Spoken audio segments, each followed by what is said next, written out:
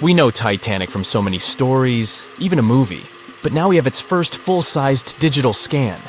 And nope, it's not like those models from before, where we mostly imagined what the ship was supposed to be like.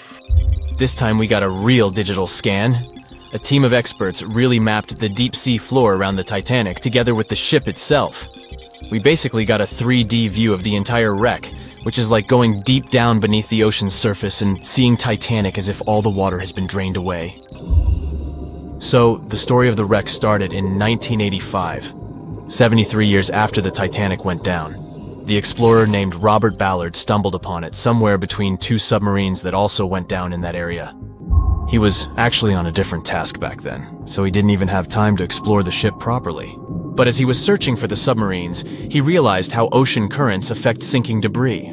He noticed the heaviest object sank quickly and left a trail of debris behind, the trail that followed the currents. Using this knowledge, Ballard made a hypothesis the Titanic had broken in two and left a debris trail as it sank. Before he found the wreck, everyone thought the ship just went down in one piece after hitting an iceberg. So everyone knew where the ship was so the adventure could start, or not. It was hard to explore it. The ship is enormous, and the dark depths of the ocean make it really difficult to capture its whole body in one go. So we mostly relied on glimpses of the decaying ship, and had to settle with teasing scattered parts of the whole picture and filling it up with speculations and stories.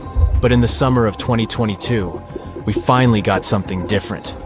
A team of experts from Magellan Loaded, a company specializing in mapping the deep sea, teamed up with Atlantic Productions, who were making a documentary about the project. They embarked on a mission to capture the complete view of the Titanic.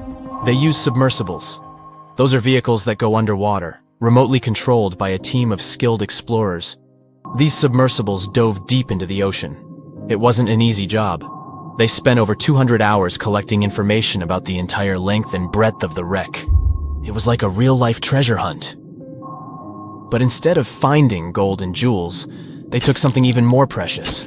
Over 700,000 images of the Titanic from every angle possible. Yup, they took photos of every tiny part of the ship, even the not-so-interesting bits most of us would usually skip. Even mapping the muddy parts was an important part, because it helped fill in the gaps between the more exciting things they discovered. And this was a way for all of us to finally get a detailed 3D reconstruction. Even though it's been more than 100 years, you can still recognize the bow of the Titanic, covered in rust that hangs down like stalactites. On top of the bow is the boat deck, where a big hole gives us a glimpse into the empty space where the grand staircase once stood, like a window into the ship's glamorous past. Its stern is now a wild mess of twisted metal. As the Titanic went down, this part collapsed and spiraled into the seabed. The bow and the stern ended up separated by about 2,600 feet. There's a vast field of debris surrounding this giant, stuck on the seafloor. This debris is like a scattered treasure trove, full of intricate metalwork from the ship, statues, and even unopened champagne bottles. There are also personal belongings that went down together with the ship, like dozens of shoes resting across the seafloor. It was a tough task to do, go down and take all those pictures. It may not sound that hard at first, considering it was the vehicle that really immersed itself into such deep parts of the ocean, not the people. But studying the ocean is hard. We haven't explored, mapped, or even seen over 80% of it. The conditions are harsh, and the pressure becomes more intense the deeper you go. And their vehicle had to dive down to nearly 13,120 feet below the surface. That's like 12 Eiffel Towers stacked on top of each other. Plus, you have strong currents in that area, so it was probably like trying to navigate through a watery maze. And submersibles weren't supposed to touch anything. Even the slightest wrong step can damage the wreck that was already so fragile. It seems like the Titanic is frozen in time, so it will always be there waiting for us. But in reality, it's slowly disappearing. It's pretty obvious that the ocean water ruined it considering how long it has been down there. But it's not just that. The wreck itself has become a home for a specific type of bacteria Halomonas titanicae that even got named after the famous ship. These bacteria have a special ability. They can survive inside rusty formations known as rusticles. They kind of look like icicles, those spikes of ice that form when water falls from something and freezes. These bacteria have a taste for iron, which is abundant in the ship's hull. For them, it's like a real buffet down there. And as time goes by, These bacteria will keep eating away at the iron in the ship, bit by bit, until one day the feast comes to an end and the whole ship is gone. It's like a slow but steady recycling process. So this 3D model we got because of the hardworking team and technology comes at the best time because we never know how much time we have left with exploring the famous wreck. This time we might even understand the collision with the iceberg better. You know how movies always show the Titanic hitting the iceberg on its right side? Well, we can't even be certain about that. The scans could help us figure out if the ship actually grounded on the iceberg, like getting stuck on it. We can study the stern and analyze how the Titanic struck the seafloor. That will also help us understand what really happened during the sinking. Maybe we'll get a chance to discover if there was really a strong fire that sealed the fate of the Titanic. One theory says that the coal fire had been raging for a whole 3 weeks before the ship even took its first and last trip. And this could have made its hull weaker, which means most of the work was done. The iceberg just delivered the final blow, if there even was an iceberg, as some people wonder. There's an alternative theory they suggested where the Titanic may have actually hit a hidden mass of pack ice instead of a typical iceberg. Pack ice is made up of large sheets of ice that float near the ocean's surface and can be difficult to spot. They believe this pack ice might have drifted into the Atlantic from the Arctic Ocean. According to one professional mariner, Captain L.M. Collins, that stands up with that idea. If the Titanic had struck a regular iceberg, the ship would have sunk much more quickly than it did. And since the Titanic managed to stay on the surface for a relatively long period of time, less than 3 hours, maybe this was a different type of collision. The mariner also said there are differences in what people said they saw when the Titanic sank. He thinks these differences might be because of optical illusions. In this case, when people were looking at the ocean that night, the way the light was reflecting and the conditions at sea might have made things appear closer or distorted. So when they saw something in the water, it might not have been exactly what they thought it was, whether it was an iceberg or something else. Binoculars might have helped the crew members to spot the potential danger, but unfortunately, they didn't have any. It appears they were locked inside a cabinet, and no one knew where the key was. Back when it was built, the Titanic was one of the largest and most luxurious passenger ships, with high-class features like a grand staircase, a swimming pool, and a gymnasium. People thought it to be unsinkable because of its advanced safety devices. Its tragic sinking on its maiden voyage in 1912 proved it wasn't at all the case. It wasn't until 1985 that the Titanic's wreck was finally rediscovered using state-of-the-art sonar technology. Ever since, thousands of items have been recovered from the Titanic, many of them being put on display or sold for auction.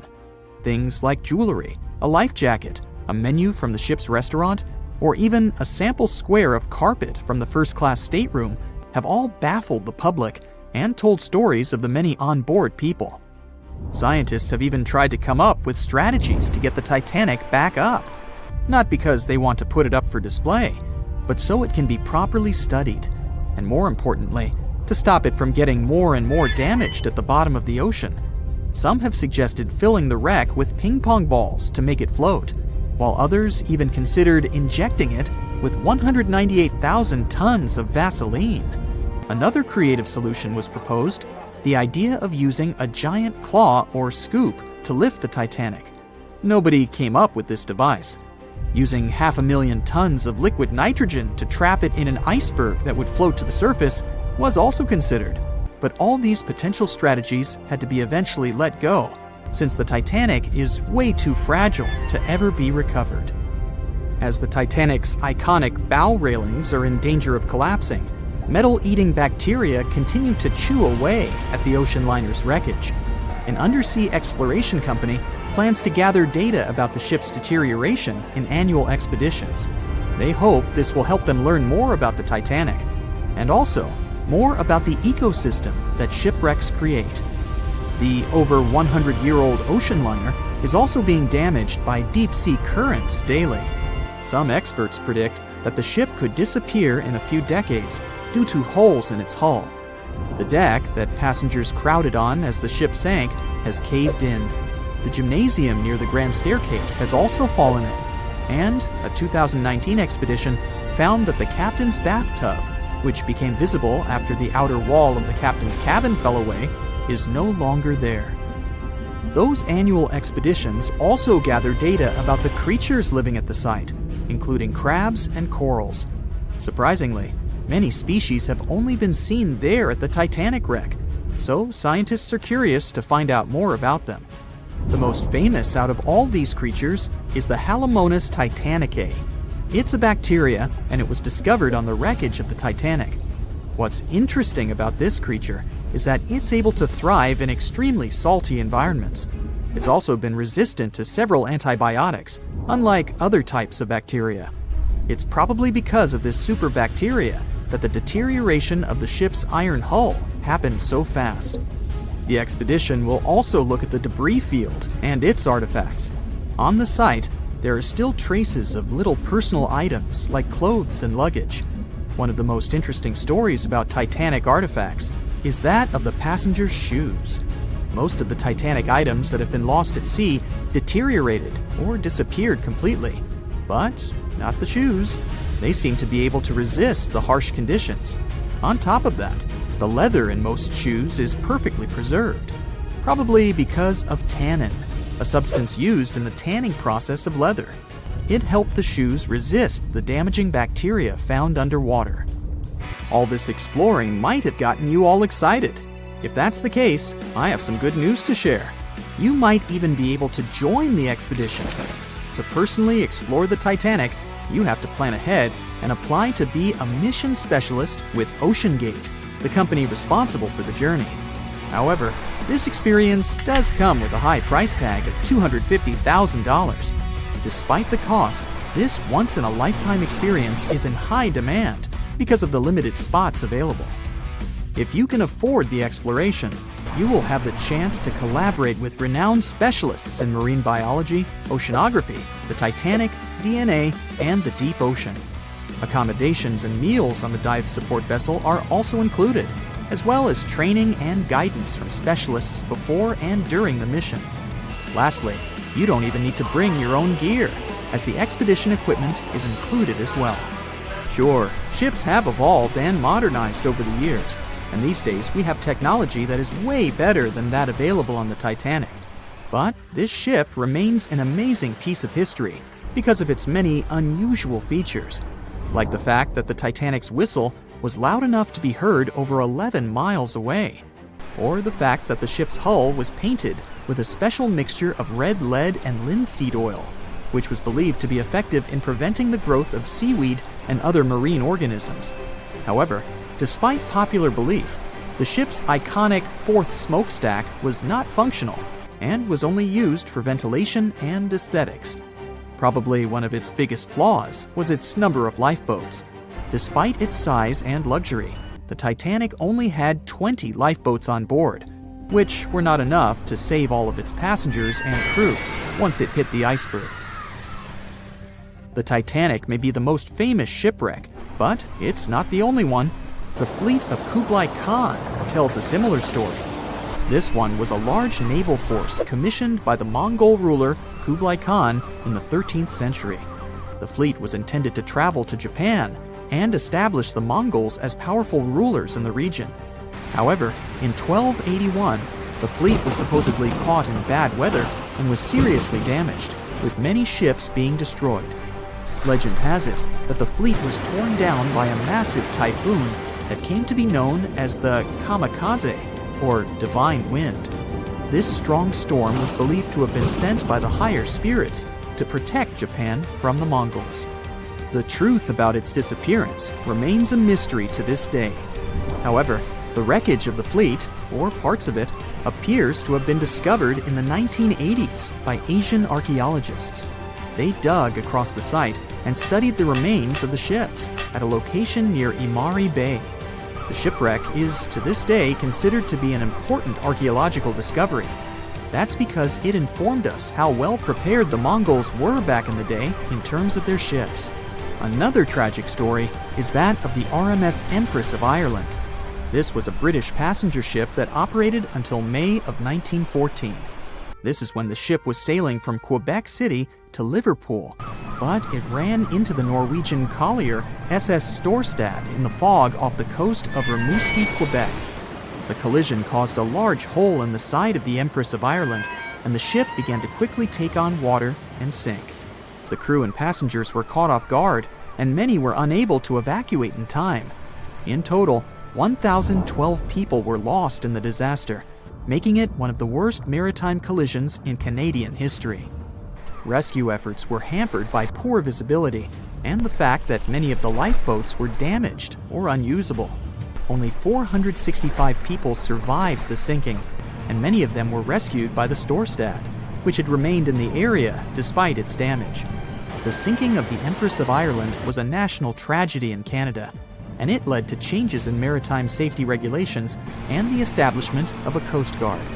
The ship still lies at the bottom of the St. Lawrence River, where it has become a popular dive site for enthusiasts.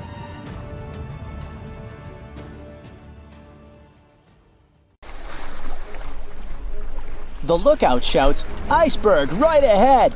The Titanic strikes the ice. Water starts flooding in. Third-class passengers are locked up. There aren't enough lifeboats for everyone. Panic sets in. Violins are playing. The ship sinks. Well, we all know the story of the movie Titanic like the back of our hand by now. But what if I told you that Hollywood lied to us? To tell the real story of what happened that freezing night in 1912, we need to rewind a bit. The lookout shouts, "Iceberg right ahead!" Yep, that part was true. Just before 11:40 at night, Frederick Fleet noticed something darker than the sea directly ahead. As the ship got closer, he realized it was an iceberg. The engines were quickly reversed and the ship turned sharply. Instead of hitting it head-on, Titanic scraped along the side of the berg, sprinkling ice on the forward deck. If you remember, in the movie, Jack and Rose are having a romantic moment when they feel the ship shudder after hitting the iceberg. Everything shakes as if they were in the middle of a light earthquake. Some real-life passengers reported feeling something similar after the impact, but according to Titanic survivor Frank Prentice, it wasn't exactly like that. He said there was no impact as such, and it all felt more like slamming on your car brakes. The ship stopped, and that was that. Some people even slept right through the collision, confirming that there wasn't such an abrupt impact. Mr. Prentice, curious about what had happened, left his cabin and went out to the deck. When he got there, all he could see was a little ice on the surface, not the towering iceberg that Jack and Rose saw. But as we all know by now, the real damage happened below the waterline, where the iceberg had a jagged spur that slashed a 300-foot gash in Titanic's hull. Once the crew realized how severe the damage was, they immediately began sending distress calls to nearby ships, asking for help. At some point in the movie, the radio operator goes to the captain and says there is only one ship nearby, the RMS Carpathia, which later ends up rescuing many passengers. But in real life, there were more ships around. It's believed that the SS Californian was only about 23 miles away. This ship might have actually seen the Titanic sinking, or at the very least, seen its rockets exploding high in the sky. Yet, for reasons we will never fully understand, they didn't try to help. Let's get back to the story. Now, people need to get off the ship. At 12:45, lifeboat number 7 was the first to be lowered. Just like in the movie, women and children were told to go first. But in reality, some women were hesitant and even refused to get into the lifeboats. Mr. Prentice said this happened mainly for 2 reasons. First, these lifeboats were high and passengers were terrified of the 70-foot drop from the deck to the ocean below. And second, most women didn't believe the Titanic would actually sink. It was called unsinkable after all. So the idea of getting into a lifeboat seemed pointless at the time. This mindset probably explains why Eloise Smith, a first-class passenger, recalled that there was no panic or chaos at first. Other survivors backed this up, saying that no women or kids were crying. But one thing that was indeed concerning, at least for the crew, was the possibility that the lifeboats might buckle under too much weight. This is one of the theories why the first few lifeboats left carrying only a fraction of their full capacity. Like lifeboat number 7, which only carried 27 people in it, even though it could hold up to 65. In total, Titanic had 20 lifeboats, which could carry about half of the 2,200 people on board that night. But that didn't happen. And now we know the passengers had no idea there weren't enough for everyone. As women were calmly getting into the first lifeboats, musicians headed up to the deck. Their only goal was to play and keep the passengers calm. That's a pretty well-known fact. But the real story is that some survivors said they never saw or heard the band. No violinists whatsoever. It's not like Hollywood misled you, though. The musicians did play for over 2 hours after the ship had hit the iceberg. So maybe these passengers were just too panicked to notice the songs, or the musicians started playing later than we think. Now, it's time to talk about the terrible treatment that third-class passengers received. The movie portrayed the crew as cruel, locking the less fortunate below deck like animals, giving them no chance to reach the lifeboats and save their lives. But the official inquiry into the disaster suggested that wasn't true. I mean, yes, fewer third-class passengers survived compared to those in first and second class, but there were other factors at play. Many third-class passengers were reluctant to leave the ship, clinging to their belongings, and had a harder time making their way up from the cabins, which were at extreme ends of the ship. Some survivors confirmed that they were not locked up. In fact, it was quite the opposite. Mrs. George Wabi, a Lebanese woman traveling in third class, said that when chaos had erupted, some brave crew members and well-dressed first-class passengers had actually helped her get up to the first-class deck and eventually onto a lifeboat. At first, the Titanic was sinking slowly, bit by bit. Passengers reported seeing the water rising and hearing pops and cracks. Then, there was a loud boom. Some said there had been just one explosion, while others described it as a series of smaller explosions, which they'd thought had been the bulkheads giving way. And there's also a group of people who said they had only heard a rumbling sound. So not everyone agreed on the sound they had heard, but one thing is a fact. By 2:18 in the morning, the lights on Titanic went out, and the ship plunged into complete darkness. As the bow continued sinking, the stern rose out of the water, putting immense pressure on the middle of the ship. This caused the Titanic to break in two. In James Cameron's movie, this moment is pretty dramatic, with the ship sinking almost straight down into the water. But in reality, the break probably happened at a much lower angle, likely just below the waterline. Even so, it tilted enough that people couldn't stay on their feet and started sliding into the water. One interesting thing is that it wasn't until the wreckage was found in 1985 that it was finally confirmed the Titanic had broken apart. Up until then, survivors had given conflicting stories. At least 8 survivors claimed they had seen the ship split. Emily Ryerson, a first-class passenger, described it as if the Titanic had been sliced in half with a knife. But there was also a small number of witnesses that insisted Titanic had gone down intact.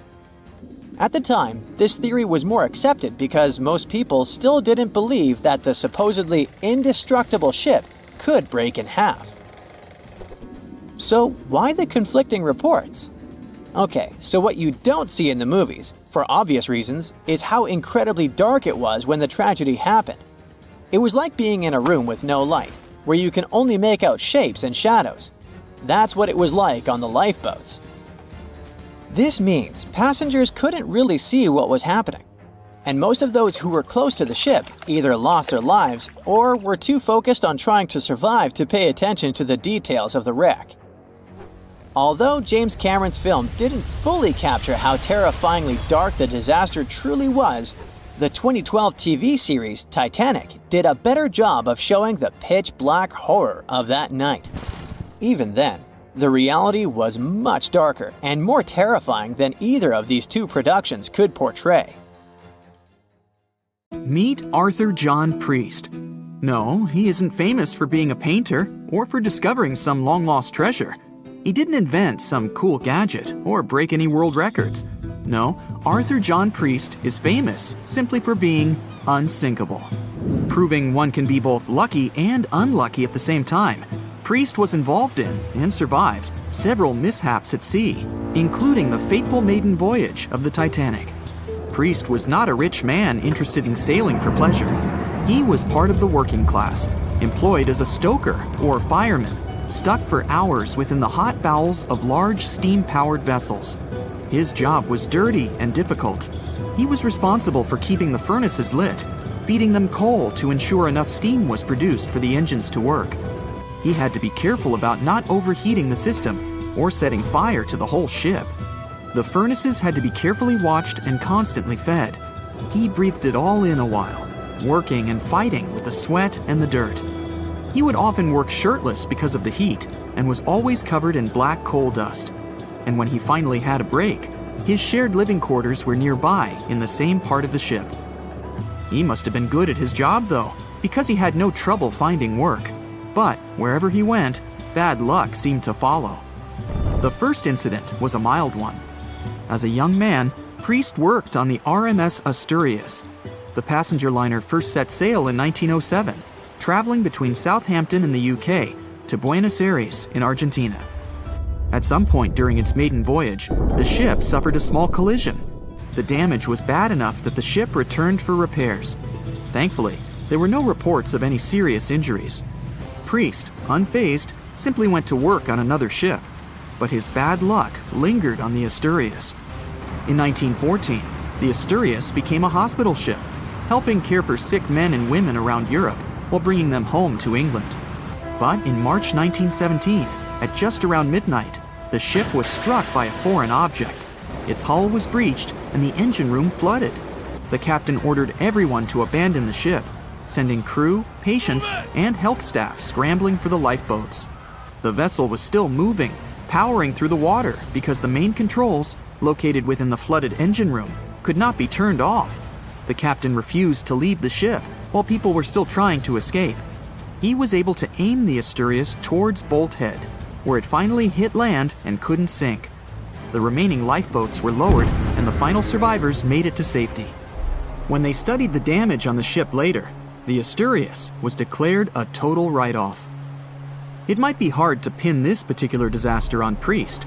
After all, he wasn't even on the ship at the time. But it seemed that many of the ships on which he served were destined for trouble. His bad luck followed him to his next job on the RMS Olympic, a massive ocean liner. The Olympic was big. In fact, it had been designed and built as part of the fleet that included the Titanic. But with size came sacrifice. The Olympic was great at moving in one direction, but very difficult to handle when it needed to turn. It was September 1911. The Olympic was trying to alter its course. The Hawk, a smaller ship sailing nearby, didn't give the larger vessel enough room to maneuver, and the two slammed into each other. Because the Hawk was engineered to deal with potential confrontations when out at sea, its reinforced bow tore through the Olympic. Two large gashes appeared on the ocean liner's side. The propeller shaft was badly twisted, and worse, the ship began to take on water. Somehow, the Olympic made it to shore without sinking, and nobody was seriously hurt. Priest had no idea that this was just a small taste of what his future held for him. He next found employment on a brand new ship, a better ship, an unsinkable marvel that was said to be the biggest vessel to have ever been built. Yes, he was going to work on the Titanic. And what a job!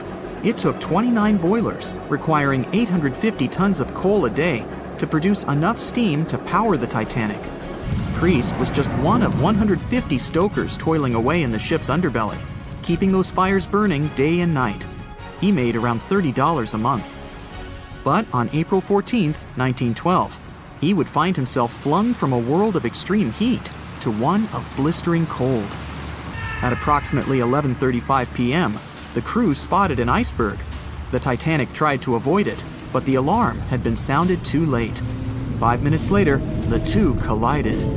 The iceberg tore through the hull, and the once watertight compartments inside were badly ruptured.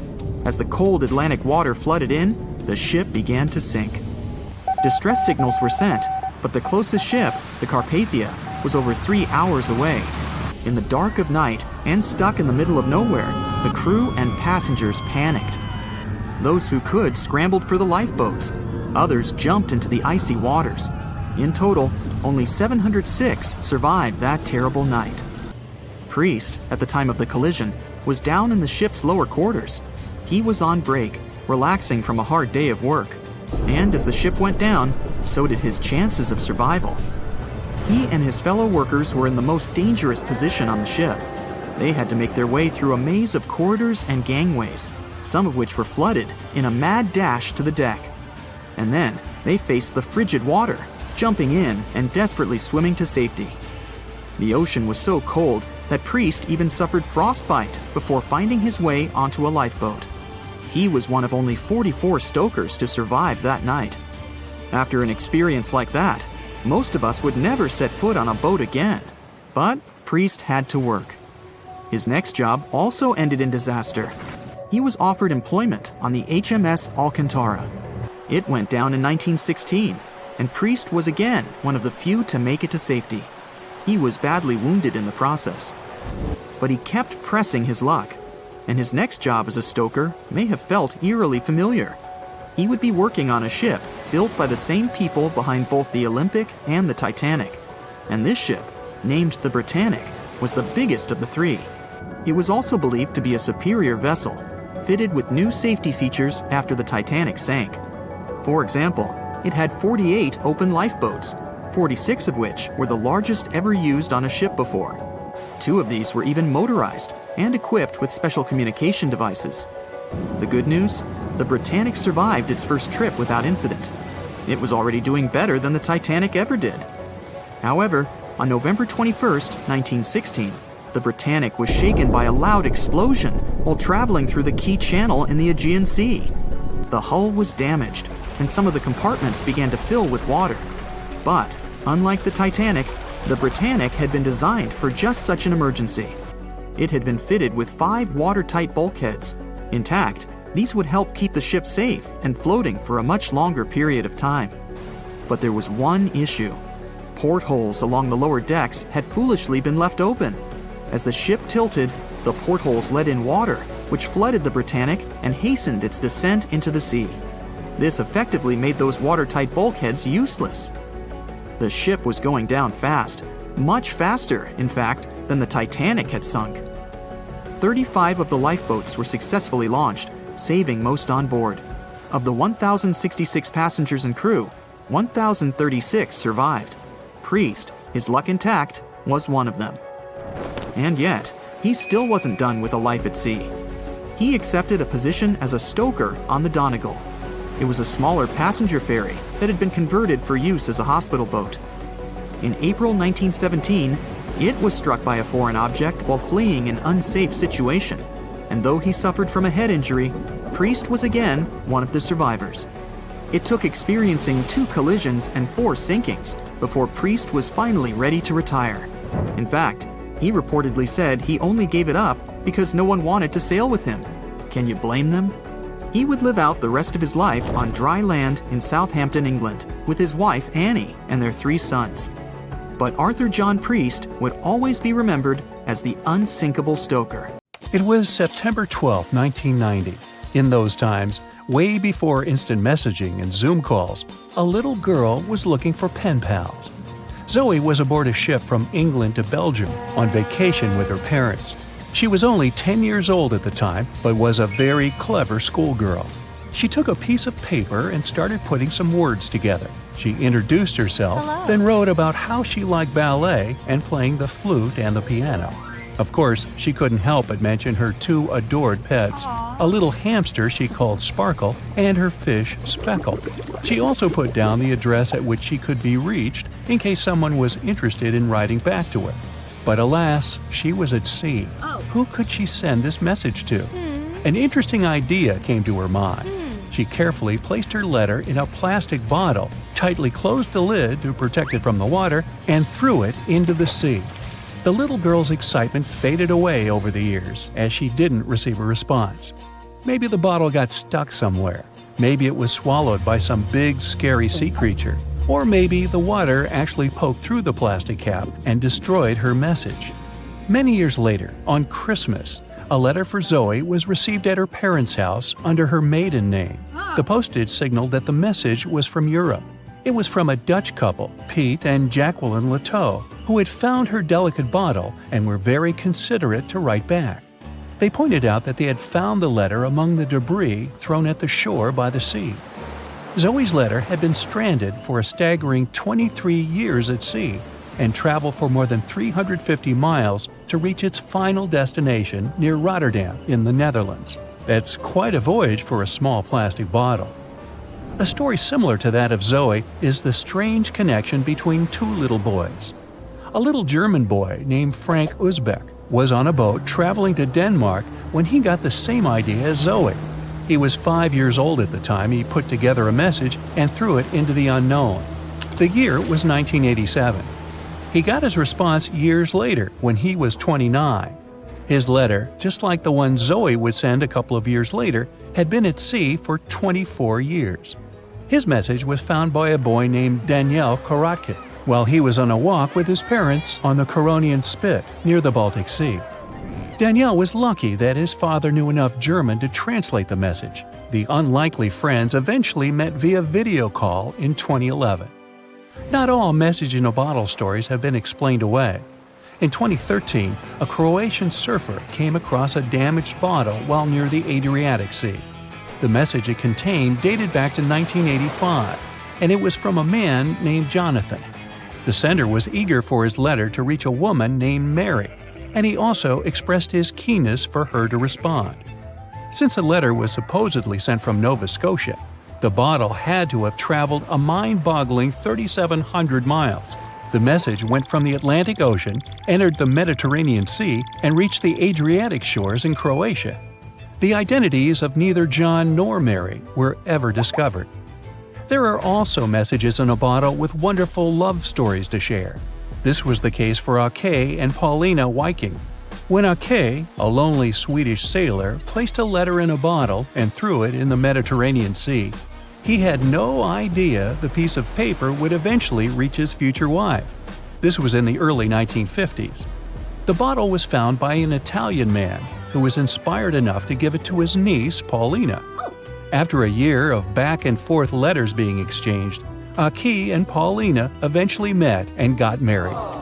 Having decided to share their story with the world, they became somewhat of a celebrity couple for the time. They even shared video footage of their wedding with the world, and their story was featured in a bunch of newspapers. This fortunate event started a movement between young people looking for love, increasing the number of messages being thrown out at sea in search of a fairy tale ending. Not all the stories that started out like this eventually worked out, though. In 1945, an American named Frank Hayostak placed a similar message to that of Ake's in a bottle and threw it in the waters. Almost a year later, his letter was found by an Irish woman. Her name was Brenda O'Sullivan. Their years of correspondence soon caught the attention of the media at the time, but their friendship never flourished because of the added pressure. They eventually met in person when Frank traveled to Ireland, but he didn't stay for long, and they eventually got out of touch with each other. After Titanic met its strange ending, many bottles containing secret messages started to surface. Almost all of them proved to be counterfeited, apart from one letter. Years after Titanic had sunk in the icy Atlantic waters, a bottle was found on the Irish shores. It was supposedly from a man named Jeremiah Burke, and to this day, it is considered to be the only genuine message in a bottle originating from Titanic. The piece of paper simply stated the sender's name and the location, the Titanic, accompanied by the word goodbye. Since the date has washed away, it's difficult to estimate whether the note was sent before or after the ship had hit the iceberg. The common understanding is, however, that since Jeremiah was looking to relocate to the U.S., he was merely sending his last symbolic regards to his family and friends back in Ireland. This simple way of meeting and sometimes corresponding with people has turned into a hobby for a man from a Canadian province named Prince Edward Island, located east of the U.S. state of Maine. This man, Harold Hackett, claims to have sent over 4,000 bottles into the Atlantic Ocean since 1996. He also claims to have received many responses from all over the world, including letters from people in Europe, like France and Germany, but also from the Bahamas or even Africa. This unlikely pastime earns him about 150 Christmas cards from his pen pals each year. To this day, he refuses to add his phone number to any of his letters. This way, he ensures that if people ever want to contact him, the only means of doing so is via a written letter. He's also studied the best times to send the messages in the water based on the direction of the winds and the currents. Now, some bottles spend a whole lifetime at sea after being cast away by their sender. It was the case for a British man that wrote a message and placed it into a bottle before throwing it in the English Channel in 1914. His name was Thomas Hughes, and he wanted to direct the message to his wife, but was polite enough to write a letter to whoever got their hands on the bottle first, asking them to redirect the piece of paper accordingly. The bottle didn't reach his wife, since it was found 85 years later on the Essex coast. The man that stumbled upon the bottle was kind enough to reach out to the family and place the message in possession of Thomas's daughter. And 85 years isn't the longest time for a small bottle to be cruising the waves. A scientist named Hunter Brown was studying currents in the North Sea when this idea came to his mind. He placed the same message in almost 2,000 bottles and requested the unlikely recipient that they write back with the location of their discovery. He thought this method would help him better understand the layout of the North Sea currents. A bottle was found about 11 miles from its original departing location after 97 years. To this day, more than 300 of the original bottles relating to Hunter Brown's project eventually made it to the shore. Not all of the messages that were found in bottles got replied to via physical letters. Oliver van de Walle threw a bottle containing a letter on the English coast while he was on vacation with his family. He was 14 at the time. 33 years later, a woman reached out on Facebook claiming she had gotten his message and tracked him down through his social media profile. At first, he hardly remembered having placed the letter in the bottle, but he eventually recounted the events, even the fact that he sealed the bottle with candle wax to make sure it was leak-proof. And then there's Christina Aguilera and her bottle. No, wait, hers is about a genie in a bottle. Okay, never mind. It was the biggest ship ever built in its time, and it was supposed to be unsinkable. But within days of steaming out on its first voyage in 1912, the Titanic was gone beneath the relentless waves of the North Atlantic Ocean. And of its more than 2,200 passengers and crew, only 706 survived that dreadful night. Would a smaller ship have fared any better in the same situation? Did the size of the iceberg truly matter in the end? Was it a mistake for the ship to change course at the last minute as it tried to avoid impact? These are three questions that have people pondering, what if? We do know that Titanic was considered an engineering marvel in its day. Designed by Thomas Andrews for the British shipping company White Star Line, it was just over 880 feet long and 175 feet tall. Built with abundant space for 840 staterooms, a swimming pool, a squash court, a gym, and 2 dining rooms. But it was below deck that one of its most impressive new features could be found. Titanic's hull was divided into 16 compartments designed to be watertight. Up to 4 of these compartments could take on water in the event of a breach, with the remaining 12 helping to keep the damaged ship afloat. It was thanks to these compartments that the ship was regarded as unsinkable. Rumor has it that Philip Frank, White Star Line's vice president, even declared, "There is no danger that Titanic will sink. The boat is unsinkable, and nothing but inconvenience will be suffered by the passengers." On April 14, 1912, that proved to be mistaken when Titanic struck an iceberg. As ice ripped along the ship's hull, several of those watertight compartments ruptured. It took only 2.5 hours for Titanic to sink. Did the size of the iceberg that hit Titanic seal its fate? Would a bigger or smaller iceberg have made any difference? Icebergs come in a wide variety of shapes and sizes. They are pieces of ice that have broken away from glaciers or ice shelves in the Arctic and Antarctic, and are now wandering across the ocean until they eventually melt. One of the tallest icebergs ever found would have easily dwarfed Titanic. Discovered in 1957, it was 550 feet high. That's close to the height of the Washington Monument. Imagine ramming into something that big. Smaller icebergs, though, can turn out just as dangerous. Some are the size of houses and called bergy bits. Others, closer to the size of a car, are called growlers. These can be much harder for ships and boats to locate, making them more difficult to avoid. And, though smaller, they can produce a lot of damage when hit. It's also critical to recall that icebergs are always bigger than they seem, with the majority of their mass lurking below the ocean surface. In fact, over 80% of an iceberg's volume is underwater. Most of its sharp, jagged edges cannot be seen. Roam too close, and you risk damaging your ship's hull. Because Titanic had little notice of its impending doom, a smaller iceberg, struck at the same angle, could still have been enough to bring that mighty ship down. Now, it's possible that had the iceberg been larger, it would have been spotted sooner. Titanic might have had time to alter course and avoid the impact. But missing that one iceberg would not have guaranteed Titanic's safety. It was traveling in a dangerous stretch of the Atlantic called Iceberg Alley. It's located 250 miles east and southeast of Newfoundland, Canada. Behind one iceberg, there could be another, and another after that. And so the crew on board had to remain very attentive to avoid several potential collisions, not just one. A smaller ship might have been better suited for the trip. Titanic's size was certainly a challenge when it came to steering.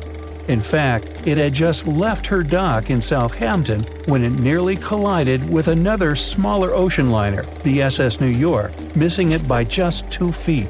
The gigantic steamship was obviously not made for maneuvering quickly in tight quarters. A ship that size required time and space to change course. But when it comes to ships versus icebergs, a ship's size doesn't always matter. The Islander was a steamship designed to travel the Inside Passage in Alaska. In the summer of 1901, it struck an iceberg, which tore a hole in the front portion or bow of the ship. The vessel did not sink right away, and the crew tried to steer it to safety. Ultimately, its bow completely submerged, and its stern was lifted up and out of the water. It didn't take much longer before the ship sank completely. Of the 168 passengers and crew members, 128 survived, and $3 million in gold was lost. Islander had a 240-foot hull, making it almost a quarter of the size of Titanic, and that smaller size didn't seem to be much help in preventing a collision with an iceberg. And then there was the Hans Hedtoft in 1959. Also known as the Little Titanic or the Danish Titanic, it was referred to as the safest ship afloat. It was 272 feet long with 95 people on board. Much like the real Titanic, the Hans Hedtoft was specifically engineered to handle most of what the sea could throw its way. Along with its double steel bottom, it also had an armored bow and 7 watertight compartments. How could such a ship sink? But it could, and it did. It was on its first voyage, returning to Copenhagen, when it ran into trouble. On January 30th, it hit an iceberg. An SOS was sent, but when the Johannes Cross arrived to help, the Hans Hedtoft was nowhere to be found. The only evidence of the ship's existence was a lifebelt that was washed ashore in Iceland 9 months later. Again, the ship's smaller size didn't work in its favor. A smaller size of Titanic wouldn't have guaranteed a safe voyage in 1912. The final what-if concerns the last-minute choice when the iceberg was spotted and the alarm sounded. First, Titanic could attempt a complete stop, but this wasn't an option as the ship needed a half a mile to come to a halt, and the iceberg was a mere 900 feet away. Second, the Titanic could attempt to avoid the iceberg by steering away from it. This is what the captain ordered, but the attempt was unsuccessful, resulting in a deep gash across the ship's hull. The final option? To hit the iceberg head-on. Would this have made any difference? The answer is an intriguing maybe. Some think a head-on collision would have saved Titanic. In this scenario, the collision would have limited the damage to the very front of the ship. Instead of the iceberg tearing through the hull and compromising several of the watertight compartments, only 4 of the compartments would have been breached. This meant the others could do their job of keeping Titanic afloat. The ship could be stuck, unable to move, but it would remain above water until help arrived. This would provide a ship like Carpathia enough time to reach the scene of the accident and bring the people on board to safety. One of the Titanic's designers, Edward Wilding, made a similar claim during an inquiry into the sinking. He argued that most people would have survived a head-on crash, and that Titanic itself would not have sunk. Others disagree, though. First, the special bulkheads on Titanic were designed specifically to protect the ship against collisions with other vessels, not with icebergs. These compartments would crumple upon impact, absorbing some of the force while the other ship absorbed the rest. Though the damage would still be extensive, the remaining bulkheads would keep the ship afloat. But an iceberg does not have the same flex in a collision as you would experience with another ship. Most of the force would be absorbed by Titanic, resulting in greater damage to the ship. Even worse, the impact would be carried through the full length of the ship. Rivets would burst, seams would tear, the compartments would quickly flood, and the ship would sink even faster, resulting in fewer survivors.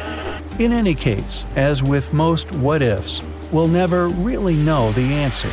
As tragic as Titanic's first and last voyage was, it did result in changes that helped make venturing out to sea much safer. Findings from hearings on the disaster led to the creation of the International Ice Patrol, or ICC, in 1914, an organization that tracks icebergs in the Atlantic and Arctic Oceans to ensure vessels in the area can avoid them. In the US and Britain, ships were obligated to carry enough lifeboats to accommodate every person aboard. Regular lifeboat drills were made mandatory. And finally, the bulkheads on ships were made higher to keep water out, and bottoms were stretched to create double hulls, helping make the compartments truly waterproof. There's no denying that Titanic was a terrible tragedy, but the lessons learned from that night to remember has helped prevent many more. April 14, 1912. The dark night was filled with horrible sounds of a giant metal vessel breaking into two. The largest ship of that time collided with an iceberg that was on its way. The Titanic, one of the biggest stories of the 20th century that people still talk about. The starboard side of the giant vessel brushed up against the iceberg. It was 11:40 p.m. when things started going wrong. This iceberg caused enough damage for at least 5 watertight compartments in the hull to start filling with water. The crew immediately began a brief investigation to see if they could do anything and fix things. They had no one to rely on, all alone in the darkness of the cold night, far away from the land. The North Atlantic Ocean, around 400 miles south of Newfoundland, Canada. They needed time to figure out how to bring people to safety. They had some time, true, but not enough. If you watched the movie, you know the ship didn't plunge immediately after the icy doom had happened. The whole process lasted a good 2 hours and 40 minutes. But the situation was hard. There were 2,200 people to take care of, including crew and passengers, and things happening on the ship were chaotic. The chief designer, Thomas Andrews, soon realized they wouldn't be able to stay afloat. By midnight, the entire crew had begun preparing the lifeboats for launch. They had 20 boats with space for only 1,178 people, which was just a bit more than 50% of the people on board. The order was to get women and children to safety first. Crewmen were there to row and guide the boats. The scene over the next 2 hours gradually started escalating. The crew members had a task to wake up passengers and warn them something bad was happening. They wanted to place them into a fleet of lifeboats as soon as possible. At 12:15 a.m., some crew members sent out a distress signal. A steamship called Frankfurt was among the first ones that received the message and responded, but they were about 170 nautical miles away. Some other ships also got the message and offered their assistance, but sadly, they were too far away as well. At 12:20 a.m., the Cunard liner Carpathia got a distress signal from the Titanic and changed its course right away. They were 58 miles away at the time, and it would take them more than 3 hours to get there. 20 minutes later, the crew was lowering the first lifeboat. It was carrying only 27 passengers, although it had room for 65. Many of the lifeboats that were launched first were well below capacity. Crew members were worried, thinking the Davids wouldn't be able to hold a fully loaded lifeboat. And in the beginning, many passengers were just too afraid to leave the ship. They still thought Titanic was unsinkable and couldn't imagine the scenario that was going to happen 1 to 2 hours later. The crew was firing the first of 8 distress rockets. Unsuccessful. No one was close enough to help. By 1:20 a.m., they lowered 10 lifeboats. Number 8 had only 28 people in it. One of the passengers on the number 10 was 9-week-old Melvina Dean. She would later become the last survivor who lived until 2009 and turned 97. It was 2 a.m. already. 3 of the collapsible boats were the only lifeboats that remained on the ship. The bow of the vessel had sunk low and had tipped far under the surface. People around it could now clearly see stern propellers above the water. Crew members were lowering collapsible lifeboat D from the roof of the officers' quarters with over 20 passengers in it. As the ship's bow went under, the water was washing collapsible A from the deck. Those 20 people were struggling because their boat was partly filled with water. As crew members were trying to release collapsible B, it fell. Before they righted it, the water swept it off the ship. 30 passengers still managed to find safety on the overturned lifeboat. At 2:17 a.m., the ship's wireless operator decided to transmit one last distress call. A minute later, the light on the ship finally went out. Titanic and all left on board plunged into darkness. The bow continued to sink, and the stern was rising higher above the surface, which placed great strain on the midsection. Horrible sounds were filling the night. Titanic, this massive, legendary ship so many people placed their hopes in and were excited about, broke into 2 between the 3rd and 4th funnels. Reports would speculate it took about 6 minutes for the bow section to reach the ocean bottom. The stern settled back in the water before it rose again into a vertical position. It remained in this situation until it finally disappeared into the ocean. At 2:20 a.m., the stern apparently retained air inside and water pressure crushed it as it went down. The stern landed about 2,000 feet away from the bow. People consider the Titanic the fastest ship in the world. They thought it was unsinkable because 4 of its compartments could be flooded and that still wouldn't cause a critical loss of buoyancy. Its life was problematic since its beginning. While the ship was leaving port, it moved within a couple of feet of the steamer New York. It managed to safely pass by, which was a huge relief for all those worried passengers massed on the ship's decks. Titanic sailed off on the 10th of April. Its first journey was across the highly competitive Atlantic route. On the launch day, the Titanic became the biggest movable object in the history of humankind, 882 feet long, 92 feet wide. Not that big if you compare it with today's ships. The biggest cruise ship in the world today is Royal Caribbean's Symphony of the Seas, which is roughly 5 times the size of Titanic. If you put that ship in a vertical position, it would be nearly as tall as the Empire State Building, which is 1,250 feet without antennas. But Titanic was a huge attraction back in its time. At one moment of their journey, they stopped in France, after which they made another stop in Ireland. Once the final passengers boarded, the massive ship set out at full speed for their final destination, New York City. 4 days after the beginning of its journey, Titanic failed to divert its course from a huge iceberg, the story we all know about. Only 700 people survived, and most of them were women and children. The night was extremely cold, 1 hour and 20 minutes after Titanic had gone down to the bottom of the ocean. Survivors weren't even sure someone was coming to save them. Finally, they saw the light. It was Carpathia coming towards them. They came for the people in the lifeboats. The crew brought them aboard and pulled a handful of other passengers out of the water.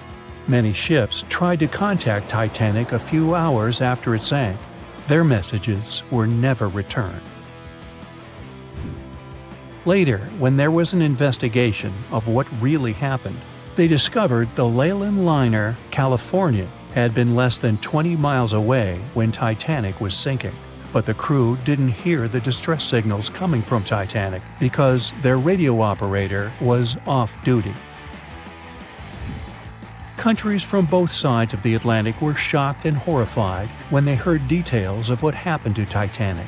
They decided to make changes to ship operations, rules that would help avoid such events in the future. They held the first International Convention for Safety of Life at Sea, where they adopted rules for every ship to have lifeboat space for each passenger on board. Also, lifeboat drills became mandatory.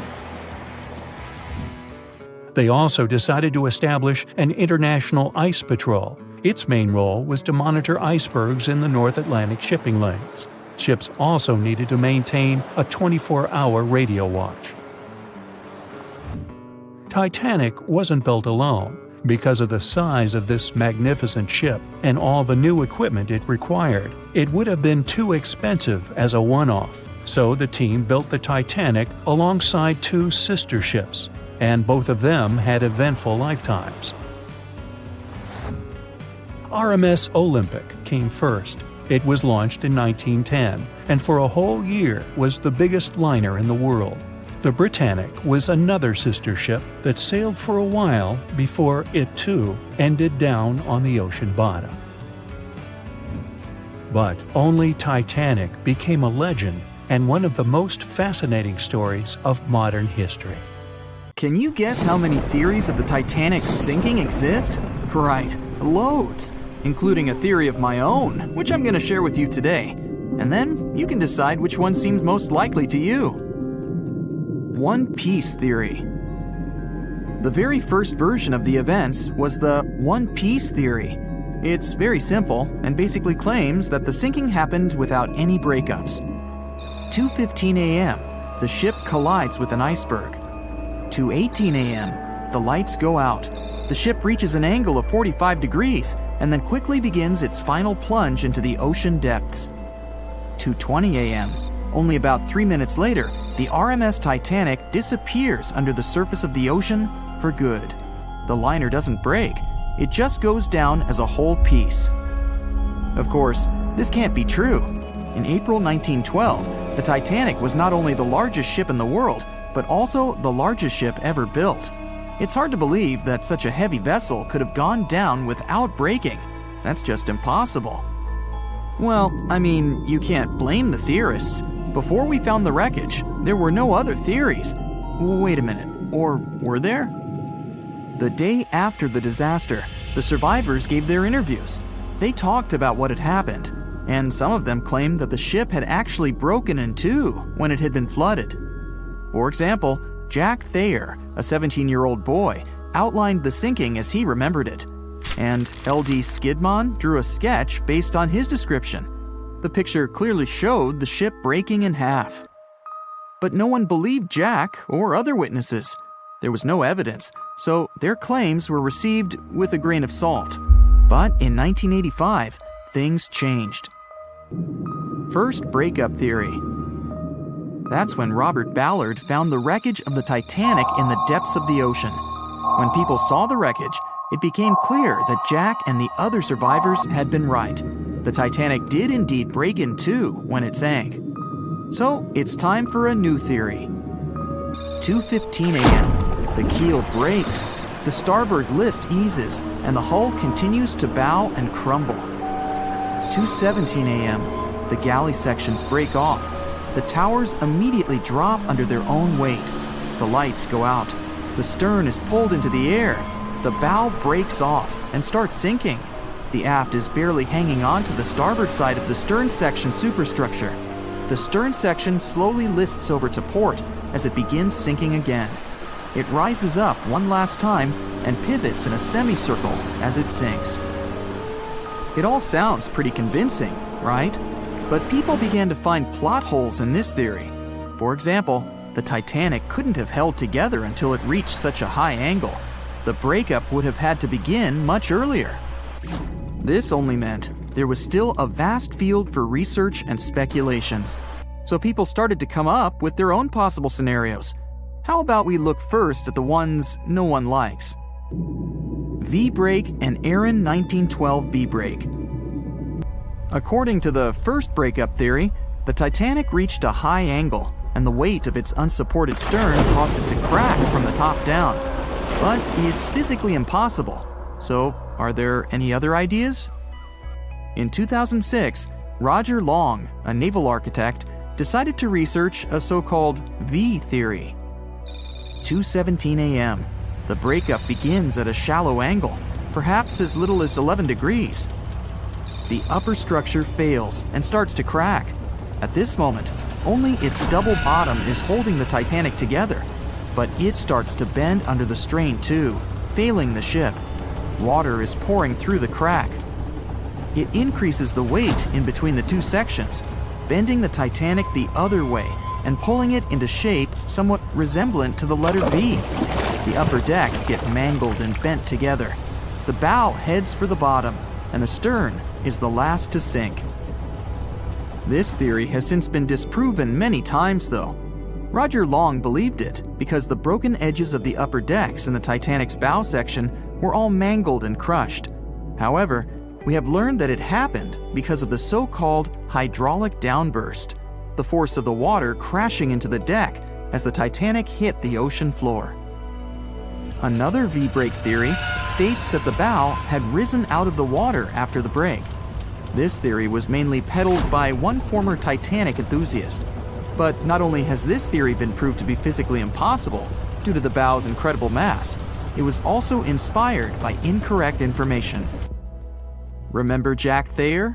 Well, it was based on his sketch and the words of a couple of passengers. But the truth is, none of them had ever seen the Titanic break down like this. Jack himself even stated in an interview that the sketch was completely out of context to what he had actually seen. It was drawn by a passenger on the Carpathia, the ship that received the Titanic's distress signal and came to its aid. It couldn't be used as evidence. Now that we know this, let's move on to the theories that most people believe in. James Cameron's banana peel theory. Who hasn't seen the legendary movie about the Titanic, right? It became the leader of the 70th Academy Awards ceremony in the number of nominations and awards, and deservedly so. But did you know that James Cameron had been interested in the Titanic for many years and studied the ship's history? His books and research are very detailed, and he even came up with his own version of the events. It's called the banana split theory, and this is actually what you could see in the movie. Here's how it goes. The Titanic reaches a 23-degree angle and fractures down to the keel. The double bottom acts as a hinge as the stern falls down. When the double bottom fails, the bow and the stern separate. The stern lists to port, standing vertically, and then begins to go underwater. This theory is the most scientifically accurate one, along with Roy Mengott's theory. Wait, who's Roy Mengott? Mengott theory. Roy Mengot was an engineer who came up with the most plausible theory for the time being. 2:17 a.m. The lights go out on the Titanic. At this moment, the ship is at an angle of 20 to 23 degrees. Suddenly, the vessel snaps in two just around the third funnel. It causes the stern to settle into the water. The keel fails first. The draft and lower hull are crushed and break apart. Water surges into the bow and stern of the ship through the huge cracks, causing the bow section to sink beneath the waves. The stern rises up to the angle of 70 to 90 degrees, and then it sinks too. This theory seems to make the most sense, but it's quite controversial. The survivors who saw the breakup stated that the stern had settled back with the bow completely missing. Mengot's theory, however, contradicts that statement, while James Cameron's scenario takes this into account. Are you thinking what I'm thinking? The truth must be somewhere in the middle. My version. Now, as promised, I'll provide you with my version of the events. Well, it's not really my theory, more like a combination of Roy Mengot's and James Cameron's ones. I believe that James Cameron was right about the breakup. 2:17 a.m. The ship is at a high angle. The lights go out. Then it snaps into two pieces. The bow starts sinking. The double bottom is still attached to the stern for a minute or so. Once the double bottom fails, the two parts separate and the bow goes down. Then, as Mengot said, the stern rises up at a high angle, and then it begins to sink vertically. It might have actually happened because the survivors stated that they had seen a clean break. This means it couldn't be hidden. And they had also seen the stern staying vertically in the air for a long enough time, probably a few minutes, before disappearing. Anyways, all of these are just speculations. Regardless of how the Titanic broke apart and sank, it was a great tragedy. It's already been 110 years since the Titanic collided with an iceberg and sank. Did you know that in 2022, the Blue Star Line Company is completing the construction of an exact replica of the Titanic? Called the Titanic II liner, the ship will be sent sailing along the same route with 2,400 people on board. Let's hope that everything goes well for them. It seems like we all cried watching the heartbreaking goodbye of Jack and Rose from the Titanic. Oops, spoiler, sorry. But the real-life stories from the sinking of the famous ship were no less touching. Joseph LaRoche was born in 1886 in Haiti to a wealthy family. He was growing up without a dad, but his mother was a self-made woman and a respected merchant. His uncle was the head of his country. Joseph was fluent in French, Creole, and English. At the age of 15, Joseph realized he wanted to become an engineer. There were no engineering schools in Haiti, so he moved to France to get his education. The journey took him a whopping 83 days. Still, in his student years, Joseph met Juliet in a suburb of Paris through a mentor. They soon became friends, and then it grew into something bigger. The couple decided to get married. There was only one problem. Joseph couldn't find a well-paid qualified job even after completing his studies because of racial discrimination. The intelligent young man realized he could do better. Plus, he needed to provide for his growing family. His third kid was on the way. His uncle back in Haiti promised he'd help Joseph secure a job as a mathematics professor. His mother was overjoyed that her son and his family would be living in Haiti. She bought them first-class tickets for the French liner La France as a reunion gift. But that liner had really weird rules separating parents from their offspring for meals. The LaRoches didn't want to leave their youngsters and make them feel sad on a trip across the ocean. So they decided to trade their first-class tickets for La France for second-class tickets for RMS Titanic's maiden voyage. The Titanic was all the hype, and it didn't separate families, so it looked like a great deal. They planned to change for another ship in New York that would take them straight to their final destination in Haiti. The family boarded the Titanic on April 10, 1912, at Cherbourg. They had 3 days to enjoy the luxurious staterooms, a dining salon, a library, and 3 outdoor promenade decks available to second-class passengers. Juliet sent a letter to her father from Titanic's final stop in Queenston, Ireland. She told him they were more than happy with the accommodation. They had 2 bunks in their cabin and a couch that converted into a bed for their youngest family members. The family made friends with some nice co-passengers with whom they had traveled together from Paris. She thought they had been the only other French people on board, so they sat together for meals. Juliet mentioned they had all spent time together on the deck of the liner. She also wrote the people on board were friendly, although some sources say the family had gone through quite a lot of mean stares, gossip, and remarks. On the night of April 14th, their exciting journey came to an abrupt end. Even though Titanic's wireless operators had received warnings about drifting ice from nearby ships, the liner continued to plow ahead at full throttle. It was around 11:40 p.m. when Titanic's hull collided with the iceberg around 370 miles off the coast of Newfoundland. The practically unsinkable ship was severely under-equipped with lifeboats, enough for only about half of its 2,200 passengers. The nearest rescue ship, the Carpathia, was too far away to help. A steward woke up the LaRoche family and took them to the lifeboats, as Juliet remembered later. She couldn't speak any English, so everything that was going on seemed even scarier to her. A little after midnight, the crew received the order to give priority to women and children when boarding the lifeboats. Juliet later remembered a terrible panic had begun, as people had been pushing each other to get to the desired seat. At some point, she felt they had pulled away her older daughter and thrown her into the abyss. A moment later, she had joined her Simone in the same emptiness. So, pregnant Juliet and her 2 daughters got spots in Lifeboat 14. But they had to say goodbye to Joseph as the boat was being lowered into the sea. He wrapped his coat around Juliet, saying she'd need it, and promised to get in another lifeboat and see her and the little ones again in New York. The 25-year-old Joseph LaRoche didn't manage to stay true to his word. In a couple of hours, Titanic sank underwater, taking the lives of almost 1,500 people. Joseph was one of them. Juliet and the girls were among the 700 survivors who had been rescued by the Cunard liner Carpathia several hours later.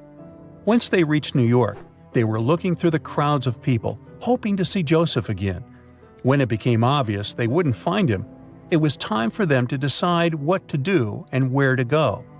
Without any knowledge of English or money that had gone down with the ship, Juliet managed to survive in America only for 3 weeks, and then had no other choice but to go back to France. Joseph's uncle was no longer able to help them, as others had taken his life 4 months after the Titanic tragedy. In December 1912, Juliet gave birth to a son who she named Joseph after his father. For the rest of her life, she couldn't get over the loss of her beloved husband. That's why she didn't like to speak about what had happened on Titanic and told her children not to mention it. In 1995, a member of the Titanic Historical Society interviewed Louise, who was the last remaining LaRoche child and the last French survivor of the sinking. And that's when the world first heard about this heartbreaking story. It inspired some plays and articles, but it never got the same attention as the story of other passengers. You probably remember the elderly couple going down together in their bed on the Titanic. It was inspired by Isidor and Ida Strauss. They were both born in Germany and emigrated to the United States as kids. They met in New York and got married 5 years later. Isidor started a china and porcelain business with his brother that grew into the glassware department at Macy's and turned them into multimillionaires.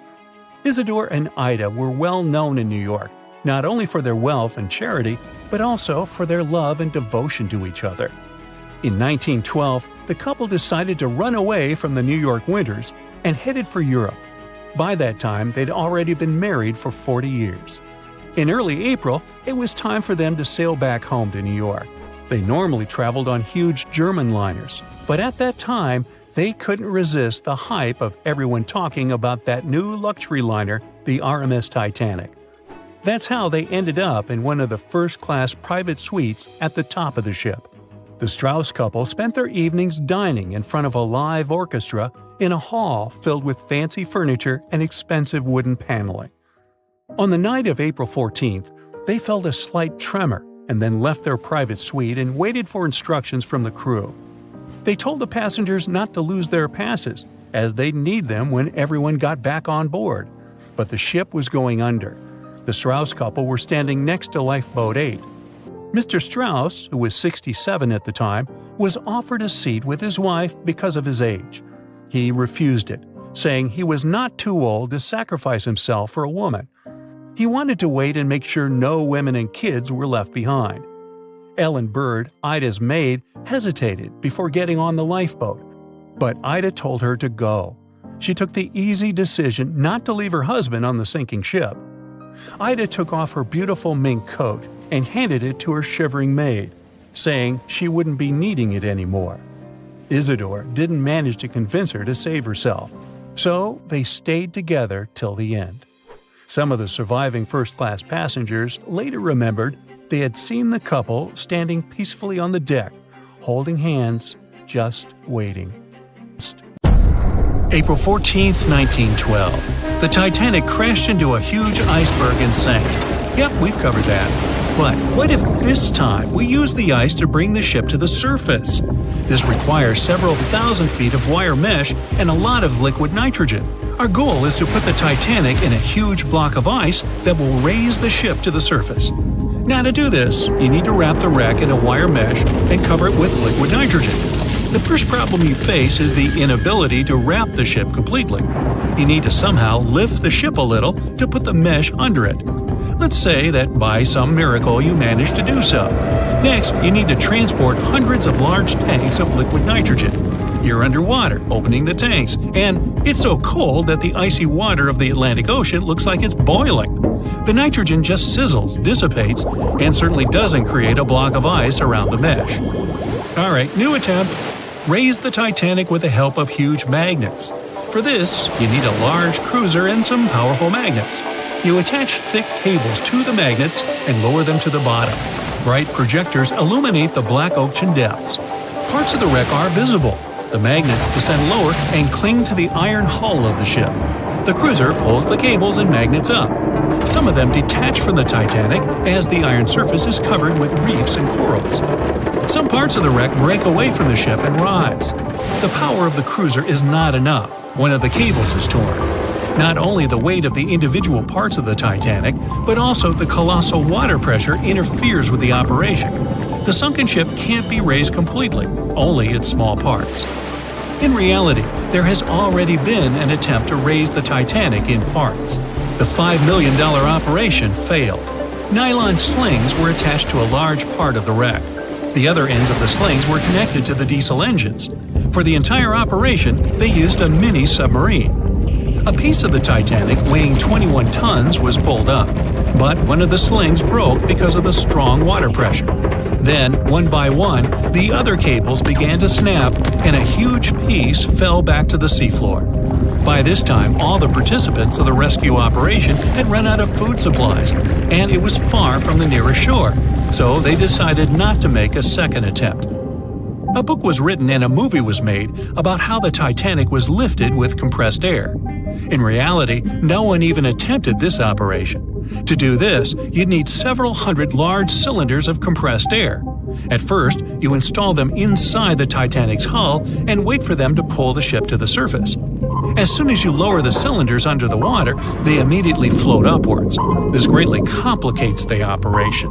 You need to fasten the cylinders with cables and pull them down to the bottom using a powerful submarine, or better yet, several of them. Because of the high pressure, the cylinders might burst. In this case, the blast wave would hit other cylinders and provoke a catastrophe. Too expensive and unsafe. The most expensive and complex plan to raise the Titanic is probably the one where scientists somehow extract hydrogen and oxygen from the ocean water. Then, these extracted elements must fill special containers. Those containers are attached to the ship, and the Titanic would rise to the surface. Even if you extract oxygen and hydrogen from millions of tons of water, the rest of the ocean water will replace it. A machine that will be capable of such filtering should cost billions of dollars.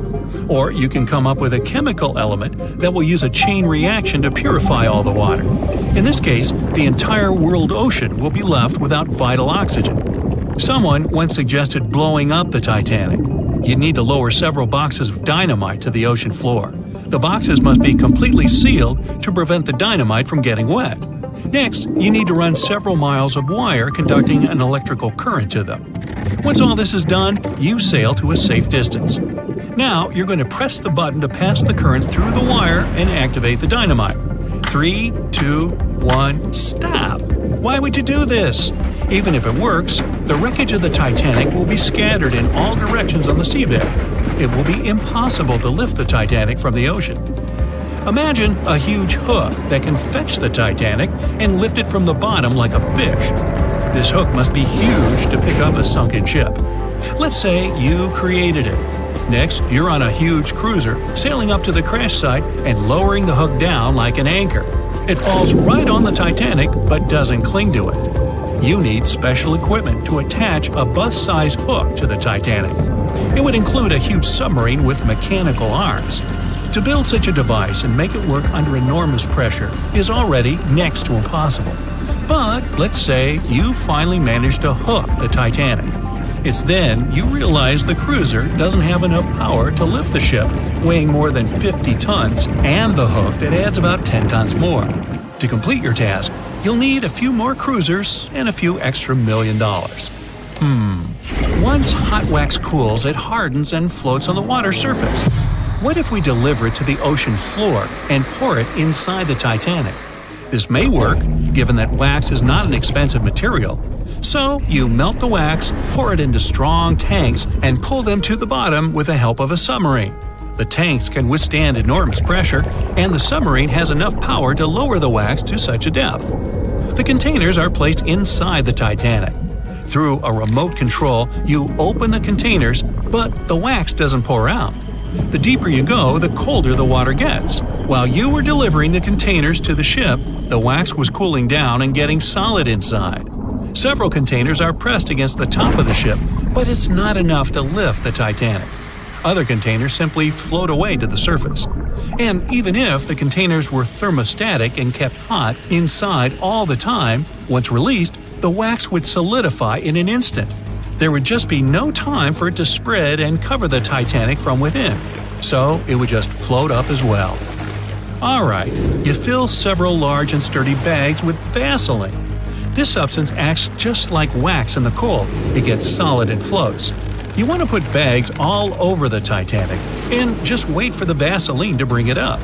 You load the bags into the submarine and descend to the ocean floor.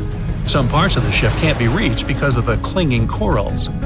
You decide to unload all the bags in one place, but as soon as you take Vaseline out of the submarine, the bags tear due to the strong pressure. Solid pieces of Vaseline float up, pushed by the water. Mission failed. The craziest idea is to fill the Titanic with millions of ping pong balls. Small plastic balls filled with air should push the ship to the surface. But as soon as you start to lower them to the bottom, the plastic immediately flattens and all the air from the balls pops out. You can deliver the balls inside a submarine, but once you put them inside the Titanic, the pressure will crush them again. Also, you can create balls made from strong ultralight material and fill them with air. In this case, you will need much more money. As soon as you put the balls inside the ship, some of them will immediately slip through the holes in the ship, and the remaining ones won't be enough to lift the wreck weighing more than 50 tons from the bottom. Well, to study the Titanic, you don't need to go down to the ocean floor. On the internet, you can find a detailed 3D map that shows the wreck site, as well as the ship itself on the seabed. To get a realistic picture of the Titanic, researchers used sonar technologies and underwater robots, which took more than 10,000 pictures of the sunken ship. So, what do you think? Leave it alone? Yeah, me too. You remember those heartbreaking scenes from the Titanic, either from books or movies, right? You know, the ones where the boat was sinking, and there's nothing anyone could have done about it. Well, it turns out that that story isn't entirely true. At least, according to a historian and author of a book detailing events from that unlucky ship. If what he claims is true, every soul on the Titanic could have been saved. He wrote that the SS Californian and the SS Mount Temple were close enough to technically see the Titanic go down into the ocean, but they failed to act because they were afraid, or because they too had no idea what they were doing. Nobody thought the Titanic could ever sink back then, and it had everything you could imagine, from luxury lounges to a Turkish bath and even a squash court. But as it was racing through the ocean, ready to break the Atlantic crossing record, it hit an iceberg, and everything went downhill from there. A lot of ships wanted to help the sinking vessel and shifted their direction toward the Titanic after hearing the distress calls, but the two closest ships held back. The SS Mount Temple, for starters, was really close. It was a mere 50 miles away and could have reached the Titanic in just a couple of hours, potentially saving every passenger. However, its captain believed such a journey would be too risky. I mean, it did involve icebergs, right? There's nothing we can do about it these days, but we can use our imagination and at least save the day theoretically. Your average Joe might have had a difficult time helping people out on the Titanic, but what if we could ask for the help of superheroes? Well, for starters, it would be useful to have someone with time-traveling skills, right? They could go back in time and alert the crew that an iceberg is pretty close, and they should move the ship away from its path as soon as possible. Or, even better, go even further back in time and alert the captain of the ship not to proceed with the journey to begin with. Let me tell you, there were a lot of things that could have been done better with the Titanic. First of all, the crew had no access to binoculars. If they could have had this crucial piece of equipment, they might have spotted the iceberg in due course, at least limiting the damage or avoiding the collision altogether. And don't get me started on the lifeboats. Because they wanted the ship to look as luxurious as possible, there was little space left for those much-needed lifeboats that could have saved so many lives. Although there were 2,200 people on board, the lifeboats could only save 1,200 people. What about flight? Would a flying superhero have been able to help avoid this tragedy? I bet it would have. This superhero could have surveyed the area, especially during the night when there's low visibility to begin with. More so, the hero might have helped with alerting nearby ships faster that something went wrong with the Titanic, and that help is needed to make sure no one gets hurt. If someone on board might have been able to fly, maybe they could have airlifted a bunch of passengers to safety too. Laser vision? Now that would have been cool. A person with laser vision would have pulverized that iceberg in no time. Instead of shivering in the dark that fateful night in April 1912, people would have enjoyed a nice chilled drink on the deck the next morning, courtesy of some harmless leftover ice still hanging around on the ship. Okay, maybe this person with laser vision wouldn't have been powerful enough to split the iceberg in half so that the Titanic could pass safely. Well, they could have at least helped open the locked room containing the binoculars, that's for sure. Someone with superhuman strength. Yeah, that might have surely helped too. They could have placed themselves between the ship and the iceberg, preventing the collision from happening. If, say, they just happened to be snoozing when the Titanic hit the huge block of ice, no biggie. They would have simply kept the Titanic afloat until nearby ships came around to rescue all the people on board. If you'd have had underwater breathing abilities, you'd have at least been able to save yourself on the Titanic. I mean, technically, there's nothing much you could have done differently on the boat. Maybe you could have saved a bunch of other passengers, but only if you were strong enough to keep them afloat, while you comfortably swam completely underwater. If a person on board had been able to control the elements, that would have been amazing. Not only would it have saved a lot, if not all, of the passengers, it would have been fascinating to watch. Such a superhero would have been able to keep water away from the Titanic's injuries after it hit the iceberg. If they were agile enough and had seen the iceberg before it hit the ship, they could have transformed the big block of ice into water with just the snap of a finger. If we look at the records from that night, everything happened very fast with the Titanic. Wouldn't it have been nice to have someone on board who could slow down time? For the sake of the story, let's also imagine this person had a finely tuned intuition. They could have sensed something was wrong by the way the air smelled, or by the reaction of the crew when the iceberg was first spotted. With a simple gesture of their hands, they would have slowed down time, almost to the point of stillness. They could have checked the records from the ship, its unusually fast speed, and could have alerted the captain to decide in time. The Titanic could have been stopped, or it could have been diverted away from the iceberg. A superhero with night vision would have been useful too. At least the superhero would have spotted the iceberg sooner than everyone else. Given that the hero could have seen a lot better in low light conditions, that hero would have probably better managed the rescue efforts that disastrous night. Invisibility? Would this superpower have saved the Titanic from sinking to the bottom of the Atlantic? I could think of a possible scenario or two. Anyone with the power to become invisible whenever they want to would have probably gone snooping around the ship. I mean, you have to remember, the Titanic had some of the most important members of society on board. It wasn't just any regular boat. It was probably buzzing with the latest gossip. In between all that mundane information, this superhero could have overheard the captain saying they were going faster than they should have, or that there weren't enough lifeboats to save everyone in case there was a major problem. Who knows what this curious superhero might have done with all this information? Some sort of sorcerer would have saved the Titanic if they were on board, I'm sure. There has to be some sort of magic spell in a book out there that's useful for sinking ships, right? Maybe one that could have helped weld the metal back together after it got hit by the iceberg. Or maybe one that could have airlifted the entire vessel to safety after it got hit. How about a spell that would have transformed the Titanic into a submarine, creating a protective layer around it so it could comfortably move under the sea? That surely would have been cool, and would have offered passengers a truly unique experience.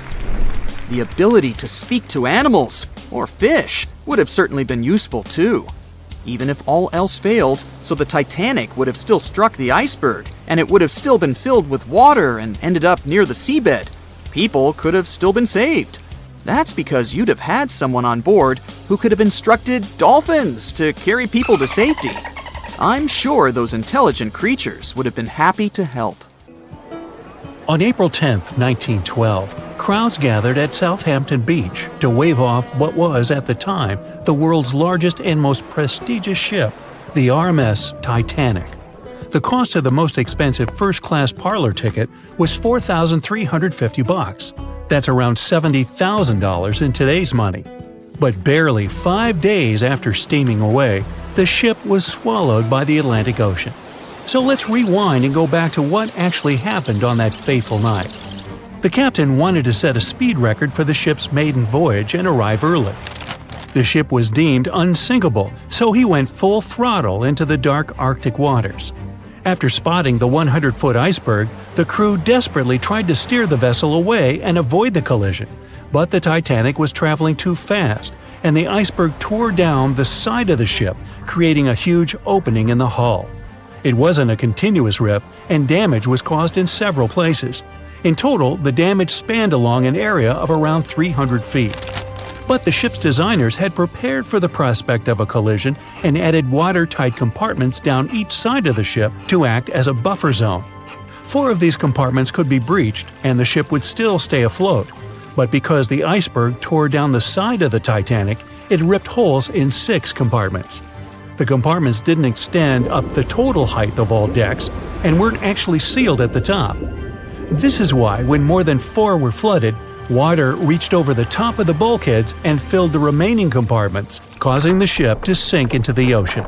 Think of it as water spilling over an ice cube tray. But what if the collision was head-on? Would it still have sunk? Ships are designed with potential crashes in mind, and most vessels have collision bulkheads in the bow. Most of all, it's like your car's bumper or crumple zone. It's a safety feature that can withstand a direct hit. The bow could have taken some of the impact, and some experts have suggested that if it hit head-on, only 2 to 4 of the watertight compartments would have been flooded. So, in theory, The Titanic might not have sunk, and it might have even been able to continue sailing to its final destination at a much slower speed. The force of impact would likely have been huge, though. But although passengers would have been injured by the force, they'd have been able to stay on the ship to wait to be rescued by other ships, rather than being forced into the icy waters of the Atlantic. Still, one of the Titanic's designers, Edward Wilding, suggested that the force of the impact might not have actually been that big. He told the British Inquiry that lots of people scarcely felt the collision, and he believed the ship would not have sunk if it did hit the iceberg head-on. The ship was also designed with remotely operated watertight doors between all compartments, so any floods could have been quickly sorted out. Because Titanic had 6 breaches from the side collision, and because it happened so quickly, sealing the doors wouldn't have made a difference, as it was essentially impossible to save it by that point. The ship immediately began to flood, with water pouring in at a rate of roughly 7 tons per second, 15 times faster than it could be pumped out. So, while it sounds like the Titanic would have survived had the ship hit the iceberg head-on, this idea does come with some issues. First off, the collision bulkheads were designed to survive a crash with another ship, not a giant iceberg. If 2 ships collided, both would absorb some of the impact in their bulkheads, sharing the impact and likely staying afloat. But an iceberg is stationary, meaning that Titanic would absorb most of the energy from the collision. If Titanic hit head first, because of the speed it was traveling, the impact would have likely traveled down the whole body of the ship. Just imagine a 46,000-ton ship traveling at around 20 knots. At some point, it hits an iceberg that weighs what could be over 100,000 tons. This collision would likely create a powerful force causing massive damage to the vessel. It is likely that seams would split, staircases would come tumbling down, and rivets would burst open across the ship. All that would have potentially flooded even more compartments. This could have caused Titanic to sink in a matter of minutes rather than hours. But that's just the tip of the iceberg. As we all know, the biggest part of it is hidden underwater. So if Titanic had been traveling head-on, it's likely it would have hit the part of the iceberg below the water first, which would send it veering off course. Hitting an iceberg is not like hitting a brick wall. In this case, the ice under the water would have torn open the bottom of the ship and caused damage to the sides. Icebergs also aren't flat, solid objects. If a flat collision happened, the ship might have stayed afloat, but icebergs come in many shapes and sizes, from domes to wedges. Studies have also been done on the steel used to produce Titanic, and the tests show the metal was about 10 times more brittle than the steel we use today. The ship was built before we understood the effects of low temperature on steel. The old steel used to make the vessel would not bend when faced with freezing temperatures, but break. Recovered pieces of Titanic's hull plates show that the hull just shattered on impact. Hitting head-on would also cause a very severe and abrupt stop, so even if the ship hadn't sunk, there would still have been major issues. Think about when you suddenly hit the brakes on your car, or when the bus stops while you're walking down the aisle and you get flung forward. Passengers would have been thrown across the ship, and because the crash happened at night, most people were sleeping, so wouldn't be able to effectively prepare for any sort of impact. This would result in injuries for most people on board. It would be especially bad for those at the front of the ship, where the accommodation for the off-duty firefighters, greasers, and engineers was. But while passengers and off-duty crew may have been thrown out of bed, there would be a lot more survivors than in the original scenario. Many ships have had head-on collisions and made it back to shore. Not many people know that Titanic actually had 2 sister ships. The White Star Line, the company that built Titanic, also built vessels called Britannic and Olympic. Captained by Edward J. Smith, who would later helm Titanic, the Olympic set off on its maiden voyage in June 1911. But much like for its sister ship, disaster was just around the corner. On its 5th commercial voyage, Olympic collided with a Royal Navy ship, HMS Hawke. While the Olympic received damage to its side, Hawke crashed into the other vessel head-on. The bow of the Hawke was completely crushed by the collision, but because the ship had watertight compartments, it managed to survive the impact and later returned to shore for repair.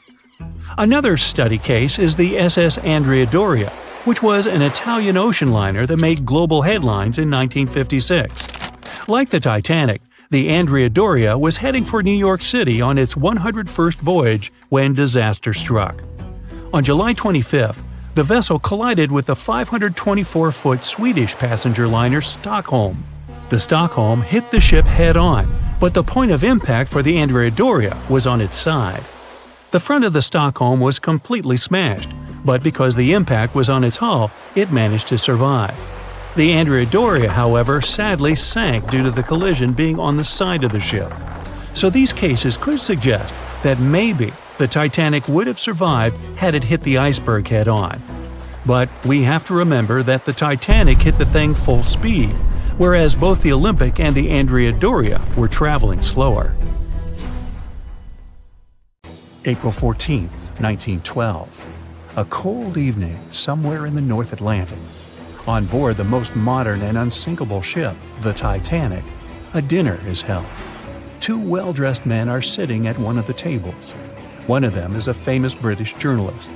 He tells his interlocutor an interesting and at the same time terrible story. It all started about 1000 BCE in ancient Egypt. At that time, one woman was born in the city of Thebes. No one knew who she was or what she did, but she had a high social standing. Towards the end of her life, she was proclaimed a priestess in the College of Amen-Ra. Her body was embalmed, placed in a wooden casket, and covered with a massive lid bearing the image of a woman and mysterious inscriptions. She was buried in Thebes along with other people of the upper class. The mummy of this woman lay at rest for almost 3,000 years. The burial place had been carefully hidden. Around the first half of the 19th century, a group of locals accidentally discovered the ancient tomb. They disturbed the peace of the priestess. No one knows exactly what happened that day, but the mummy was removed from the casket and disappeared without a trace. A few decades later, a group of 4 wealthy friends from England came to Egypt for a trip across the upper part of the Nile. First, they went to visit the excavations of the Temple of Amen-Ra near the city of Luxor. There, they found the empty mummy case. It depicted the priestess with dark eyes looking into the void. There was something sinister in her gaze. They didn't know who the case belonged to, but they were so amazed by the beauty and energy of that find that they decided to buy it from the locals. The buyer disappeared the same night before the case was delivered to him at the hotel. Some said they'd seen the man leave the hotel and go towards the desert. No one knew why he did it. No one else saw him afterwards. Another man from the same group took the casket. During their return home, one of the friends was seriously injured. After arriving in London, the new case owner discovered the bank where all his money was placed had gone bankrupt. In one day, the man turned from a wealthy businessman into a beggar. A third friend also experienced the sinister influence of the ancient find. He lost his health, job, and eventually even his life in an accident shortly after returning to London. Before going bankrupt, the owner gave the ancient casket to his sister who lived in London. One of the friends of this woman came into the room, saw the Egyptian artifact, and immediately felt the dangerous energy emanating from it. Then the owner's sister gave the case to a famous photographer. He took some photos and was horrified. According to his words, he saw a real priestess with a human face in the photos. She looked at him with an ominous, icy gaze. No one except the photographer touched the film of the camera. No one changed the photo. Shortly after, the photographer mysteriously went missing. From that point, the story becomes vague. According to one version, the owner's sister gave the artifact to the British Museum. The man who transported the case passed away soon after, and his assistant got into a terrible accident. Another version says that the item from the Egyptian tomb was bought by a rich businessman. After that, 3 members of his family also had an accident, and his house burned down. Convinced the mummy case was cursed, he gave it to the British Museum. The interlocutor listens to the story with such interest that he forgot about dinner, which has gone cold. "How did you know all this?" he asks. The journalist replies he has been studying everything related to the mummy and its owners for several months. He found evidence of all the accidents and put together the full picture. "So, what happened next?" the interlocutor asks. It seems the mummy case should find peace in the museum. The priestess was surrounded by other kings and queens from different times. However, there was no peace. Scientists and ancient languages experts tried to decipher the symbols on the case. They found out that most of the inscriptions meant curses and misfortunes addressed to those who'd dare to disturb the peace of the priestess. Every night, the guards and museum staff heard the knocking coming from the mummy case. The knocking was accompanied by crying and screaming. Also, someone scattered other exhibits all over the hall every night.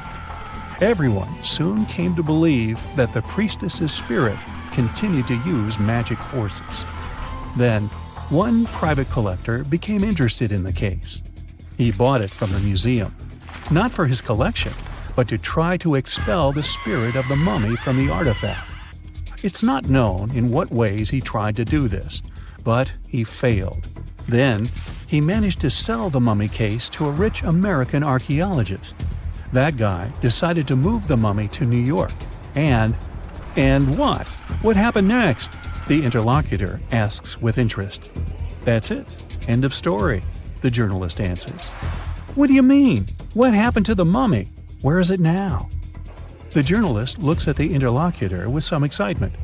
"She's here. She's on the Titanic," he says. The interlocutor looks scared and confused, but the journalist confirms the sarcophagus is here. He doesn't doubt it because he saw it with his own eyes. After dinner, they go to their cabins. The journalist lies down but can't help thinking about the mummy. He tries to convince himself that everything he has found out about the priestess is a myth. There is no curse. The moment he finally falls asleep, he feels a slight push. A few minutes later, a crew member knocks on his cabin door. He informs that all passengers must go to the upper deck because something has happened to the ship. The journalist goes out into the fresh air and sees a huge crowd of people. There's no panic yet. Someone says that something has happened to the engine. Others say it's just a precaution. The journalist immediately understands everything. The ship is sinking. The priestess did it. In less than an hour, the Titanic completely went underwater. One legend says the priestess influenced the captain of the ship. The crew members didn't dare to put such a valuable cargo in the hold. Therefore, they placed the box with the artifact near the captain's bridge. On that fateful night, the captain decided to look at the casket with his own eyes. After that, his behavior became weird. They said the spirit clouded his mind. When the ship entered the territory filled with icebergs, he refused to slow down, despite the requests of the crew. The sarcophagus may still lie at the bottom of the Atlantic Ocean even now, with the priestess finally having found her peace. Okay, this story is nothing more than a legend. There's no record or evidence that the Titanic was carrying any kind of mummy or sarcophagus. The legend appeared a couple of years after the disaster. At that time, there were many theories about what happened to the Titanic. The ship sank because of secret agencies. ETs attacked the Titanic. The Titanic was sunk specifically to get money for the insurance company. Such crazy theories were very popular among audiences. One of these theories was developed by a well-known newspaper. Journalists published an article about the cursed mummy on board the Titanic. The rest picked up the legend, and it became popular. One of the reasons why people believe in such things is hidden in human psychology. Any fake legend tells something secret, things that people don't or shouldn't know about. When a person reads this, they feel special because now they know a terrible secret. This sense of self-importance is the reason for the popularity of conspiracy theories. Well, it is also important to note that all these theories are really interesting. By the way, The mummy from this story actually exists, and it's in the British Museum. More precisely, there's only a wooden lid from the sarcophagus with the image of a woman. It's still unknown who it belonged to. The identity of the last owner is also unknown. It's only known the exhibit was transferred to the museum at the end of the 19th century. There, she was called the Unlucky Mummy. The museum staff reports that it doesn't bring any misfortunes. The screams and knocking from the lid are just a myth. You can come and see the exhibit yourself with your own eyes, if you dare, of course. It's April 10th, 1912, a sunny spring day. You're one of the first-class passengers aboard the Titanic, just as the ship is about to depart from Southampton. Imagine everyone's excitement, fresh spring air, the sounds of the sea. You're strolling along the highest deck of the Titanic when you notice several lifeboats. As you start counting the boats, you recall the ship's capacity. It's just over 3,000 people. Wait, but are there enough lifeboats for everyone aboard? Let's look into the numbers. The Titanic could carry a needed total of 64 lifeboats, a number which could have easily helped to save all the passengers on board. Chief designer Alexander Carlisle planned to equip the ship with 48 lifeboats, but the Titanic ended up with a mere 20. The fact that this number of lifeboats wasn't enough for all the passengers was not illegal at the time. This was because the number of lifeboats required was calculated based on the tonnage of a ship, not her passenger capacity. Speaking of the Titanic, this number of boats was chosen for aesthetic reasons, to make the decks look less crowded to the ship's elite and high-class passengers. After the final decision on the lifeboats was taken, Carlisle quit his job. Passengers' strolls on the Titanic's decks were pleasing to the eye, but were they worth it in the end? In 2012, a century after the wreck, new documents related to the scandalous lack of lifeboats were uncovered. It appears that a safety inspector named Maurice Clark proposed the addition of at least 10 more lifeboats, 5 hours before the ship was supposed to set sail. But since the ship's owners clearly wanted to leave on time, his plea was overlooked. He was also warned that unless he kept this secret, he would be fired. In retrospect, had the owners followed his advice, an estimated 700 more people might have survived that night. The 20 lifeboats you counted, those that actually made it on board, could have carried only a third of the passengers, even at their full capacity. But tragically, some of them were launched with as few as 12 people when they could have easily saved up to 65 people each. To add to the disaster, the Titanic's crew members were not properly trained on using the lifeboat launching equipment. That's why the boats were launched slowly, improperly, and sometimes without the right supervision. Out of the 20 lifeboats, only 18 were set afloat correctly. Also, passengers were not informed about safety measures. A lifeboat drill should have taken place on the 14th of April, but the captain eventually canceled the event. One of the many myths surrounding the Titanic and its catastrophic ending is also related to the lack of the necessary number of lifeboats. There was no maritime law at the time that said women and children should get into lifeboats first. But it was a universally accepted custom in such types of situations as a shipwreck. Shortly after the Titanic had sunk in the icy Atlantic waters, rumors started to spread. It was said that some desperate men had resorted to dressing up as women in those final moments before midnight on April 14, 1912. They wanted to get a spot on the lifeboats and have a chance to save their lives. At the same time, there's little to no evidence that any of the male passengers of the Titanic had actually done this. In any case, what happened to those 20 lifeboats that were on board the Titanic after the ship hit the iceberg? What we do know is that all these boats were launched between 12:40 a.m. and 2:15 a.m., with a total of 718 people on board. By the time they were rescued by the RMS Carpathia at about 4 a.m. the same day, only 705 people had remained alive.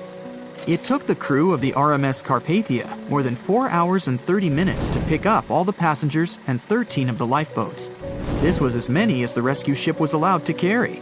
The rest of the now empty lifeboats were left adrift at sea. Those salvaged were later given back to the White Star Line, the British shipping company which operated the Titanic. Strangely, after being returned, They appeared to have vanished from official records. The last image ever taken of the 13 surviving lifeboats was of them getting unloaded in the New York harbor. Sadly, and ironically, that's where the Titanic was supposed to be on April 18, 1912. The lifeboats were then rid of their Titanic nameplates or any other markings that could have linked them to the ship. Some sources claim that the boats were eventually destroyed. But was this actually the truth? The fate of one particular lifeboat has been the source of much debate. Collapsible Boat A, the last one to leave the ship, was retrieved by the RMS Oceanic a month after the crash. At that time, it was a shocking 200 miles away from the spot where the Titanic had sunk. Also, in the boat, there was a wedding band engraved with the words "Edward to Gerda," a sad omen to a couple that were lost at sea after managing to escape the sinking Titanic. Later identified as Edward and Gerda Lindell, the couple was traveling from Sweden to the U.S. to relocate. Some accounts claimed that Mr. Lindell did, in fact, make it to Collapsible Boat A, but his wife wasn't as lucky. Neither were ever seen again, and the wedding band was eventually sent to Gerda's father. The recovery of Collapsible Boat A was recorded in both photographs taken by the crew on board the RMS Oceanic and by a detailed handwritten account of a fellow passenger. They claimed that the lifeboat had looked more like a piece of wood carried by the waves than an actual boat. The first lifeboat to depart from the Titanic was Lifeboat Number 7. It was dubbed the Millionaire Lifeboat. It's rumored that the 12 passengers on board might have bribed the crew to row away to safety instead of allowing others to jump in. In 2015, some of the items recovered from this lifeboat, including a lunch menu, a ticket, and a letter from one of the passengers, were auctioned for up to $70,000 by a New York auctioneer. Soon after the Titanic catastrophe, it became mandatory for all ships to be equipped with enough lifeboats to carry all the passengers and crew. It's more likely that the Titanic lifeboats, being relatively new equipment at the time, were refitted to be used on other ships, such as the RMS Olympic, which was the Titanic's older sister. Some of them may have been sold off to private collections, or even left to rot. After all, they were seen as a source of bad luck, and most people were unwilling to use them again on other ships. Unfortunately, all the information about their whereabouts is hard to confirm now. No official statement from the owners of the lifeboats was ever given after their rescue. But although nothing appears to have remained of the original lifeboats, some full-sized replicas exist on display in museums in Falmouth, England, and Belfast, Northern Ireland. One of the few surviving White Star Line lifeboats did not, in fact, belong to the Titanic, but it did have a striking connection to the cursed ship. This boat is the restored Lifeboat 6 from the RMS Oceanic, which helped to recover Titanic's collapsible Lifeboat C. It was said to be owned by a private collector, but similar to the Titanic's lifeboats, we don't know anything about its location today. As for the nameplates and other identification marks of the lifeboats, the White Star Line seems to have kept them.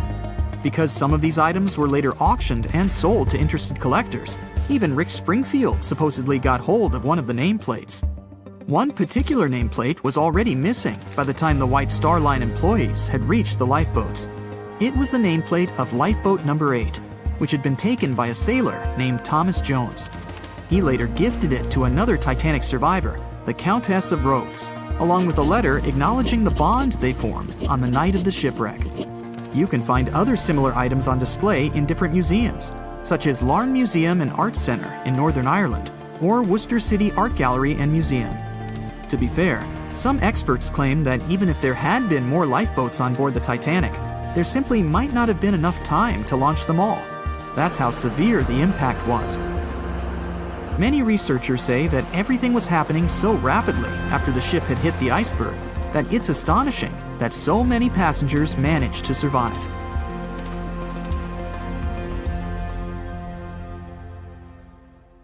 John watched on in disbelief as he drifted away on a piece of wood. In the freezing waters of the Arctic, slowly drifting away. John looked upon the vessel he had worked and lived on as it raised its enormous bow high into the sky, then broke in half, causing a sound that only a crack of lightning could replicate. Distraught and dumbstruck, believing that he, and he alone, knew the dark truth behind the demise of the unsinkable ship, the Titanic. 5 days earlier, as the Titanic set sail on its maiden voyage, John worked hard alongside his mates in the coal bunker, stocking up the coal to feed the Titanic's mighty furnace.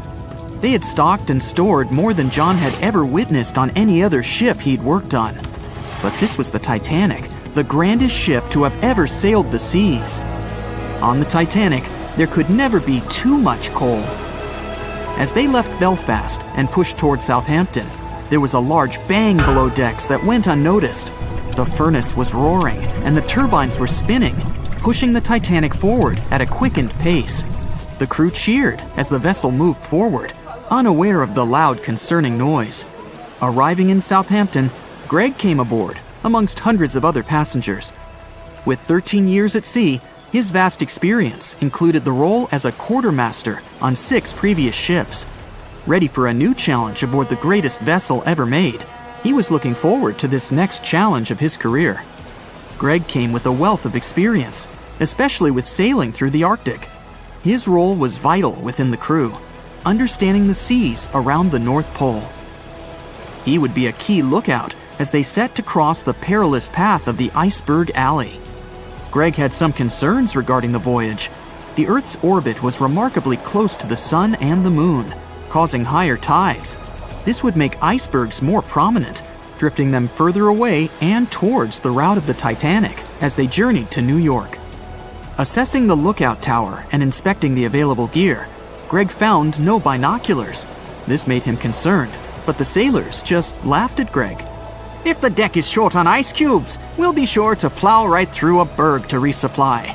A sailor laughed. Greg didn't share this sentiment. Eager to find out why they had been left short-handed on equipment, since he had such a vital role on the ship, Greg inquired further. Sadly, the officer with the keys to the binocular supply cupboard had been removed from the crew at the last minute. Greg couldn't believe something of this importance had been overlooked.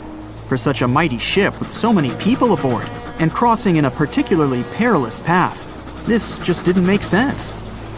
But not wanting to be fined for breaking into the ship's property, Greg let it slide, hoping that they wouldn't need the binoculars in the end. Ultimately, if there were icebergs expected, a warning call would be made to the captain, informing of any concerns. Little did Greg know that a warning had been received, notifying of the dangers that awaited. But the telegram didn't provide the required prefix, which would have ensured direct delivery to the captain. So, the critical warning was just overlooked. John and his crew below decks prepared for departure, stoking the engines. He noticed an essence of thick exhaust, far too heavy than what would be expected from the furnaces. The crew searched throughout the lower decks. Following a thorough search, they managed to locate the cause of the exhaust. It was an ignited pile of coal within a coal bunker. Unknown when it had ignited, a buildup of coal had clearly been smoldering, slowly growing in size. The amount of smoldering coal was concerning. The alarm was raised, alerting an officer to review the matter. The officer assessed the damage and confirmed with the captain that it was deemed to be of little concern, as only minor damage had been caused. John was unsure of this assessment, as he knew that in confined spaces, surrounded by iron bulkheads, an oven-like environment arises that intensifies the heat with time. But the Titanic would power forward, making no sense to John as they had only just departed from Southampton. He was sure they would have turned back. John and his crew were ordered to shovel the already lit coal into the furnace and continue shoveling until all the smoldering contents would be contained. It was a possible but painstaking task that could take the entire journey. The continuous intake of coal would ensure the turbines would spin at a constant, accelerated pace, not what the Titanic was designed for. It was meant to be a luxurious passenger liner and not for breaking speed records. However, the crew would find enthusiasm in not only acknowledging the Titanic as unsinkable, but also as the fastest. John and his crew continued to shovel the coal into the furnace for several days. The temperature within the bow was becoming hotter every day. The bulkhead's contained heat was so severe that it became weak at the seams in the iron walls and rivets. "2 more days, lads, just 2 more days!" John was laughing, trying to raise the spirits of his mates as they were working tirelessly.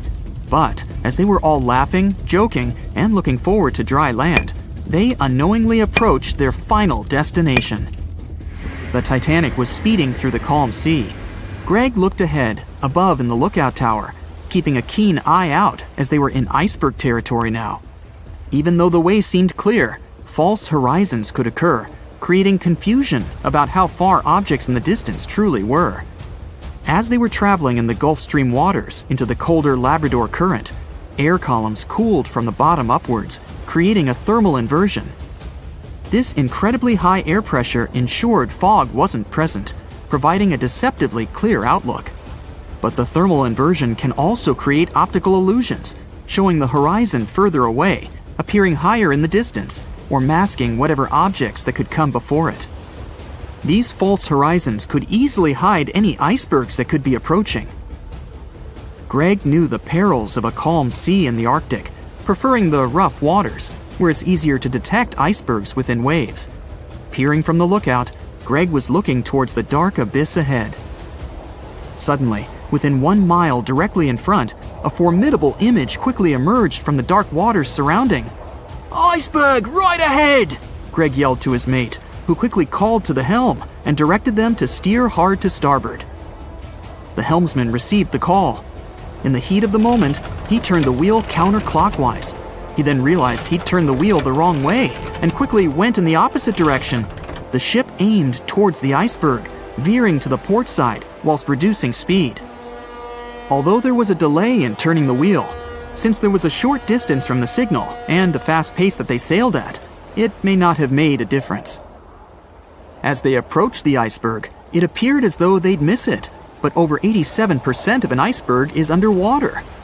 And as they came along the side, the hidden ice underneath hit the port side bow, piercing the side of the hull with a 12-square-foot tear. The ship shook, with all aboard aware that something was amiss. Amongst the confusion and fear, they were oblivious of the damage. As they gathered their bearings, 6 out of 16 compartments were quickly filling up with seawater. The hull could only withstand 4 compartments filling before sinking. Time was ticking as the Titanic made its descent into the depths. The weakened bulkhead with heated steel pillars and rivets broke under the pressure and sudden change of temperature from the ice-cold water. The call was made to abandon the ship. Lifeboats were prepared to be released, while help signals were sent out to nearby ships. The radio operator was guiltily sitting, constantly calling out to a nearby ship that had been in contact with the Titanic recently. There was steady communication with this ship over the past few days, providing warnings of icebergs since the Titanic departed from Southampton. The final warning message received was just 1 hour ago. Upon receiving the final warning, the operator ignorantly responded, "Shut up," with the assumption that their warnings of icebergs were pointless. Following this unfortunate response, the ship turned their radio off and provided radio silence. The closest ship that was responding to their distress signals was 500 miles away, too far to provide any assistance in time. There were countless mistakes that caused the Titanic's watery end, whether they contributed directly or from sheer ignorance. The most tragic of them was the number of people aboard the ship, 2,224 of them. There were only enough lifeboats provided to rescue 1,178, barely half of the people.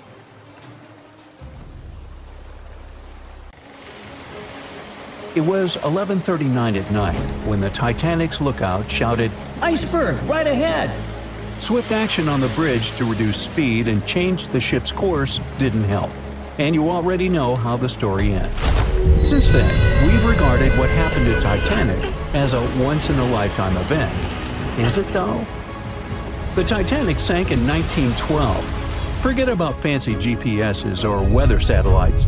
At the time, ships were responsible for warning each other about the location of icebergs, like a "hey man, trust me on this" situation.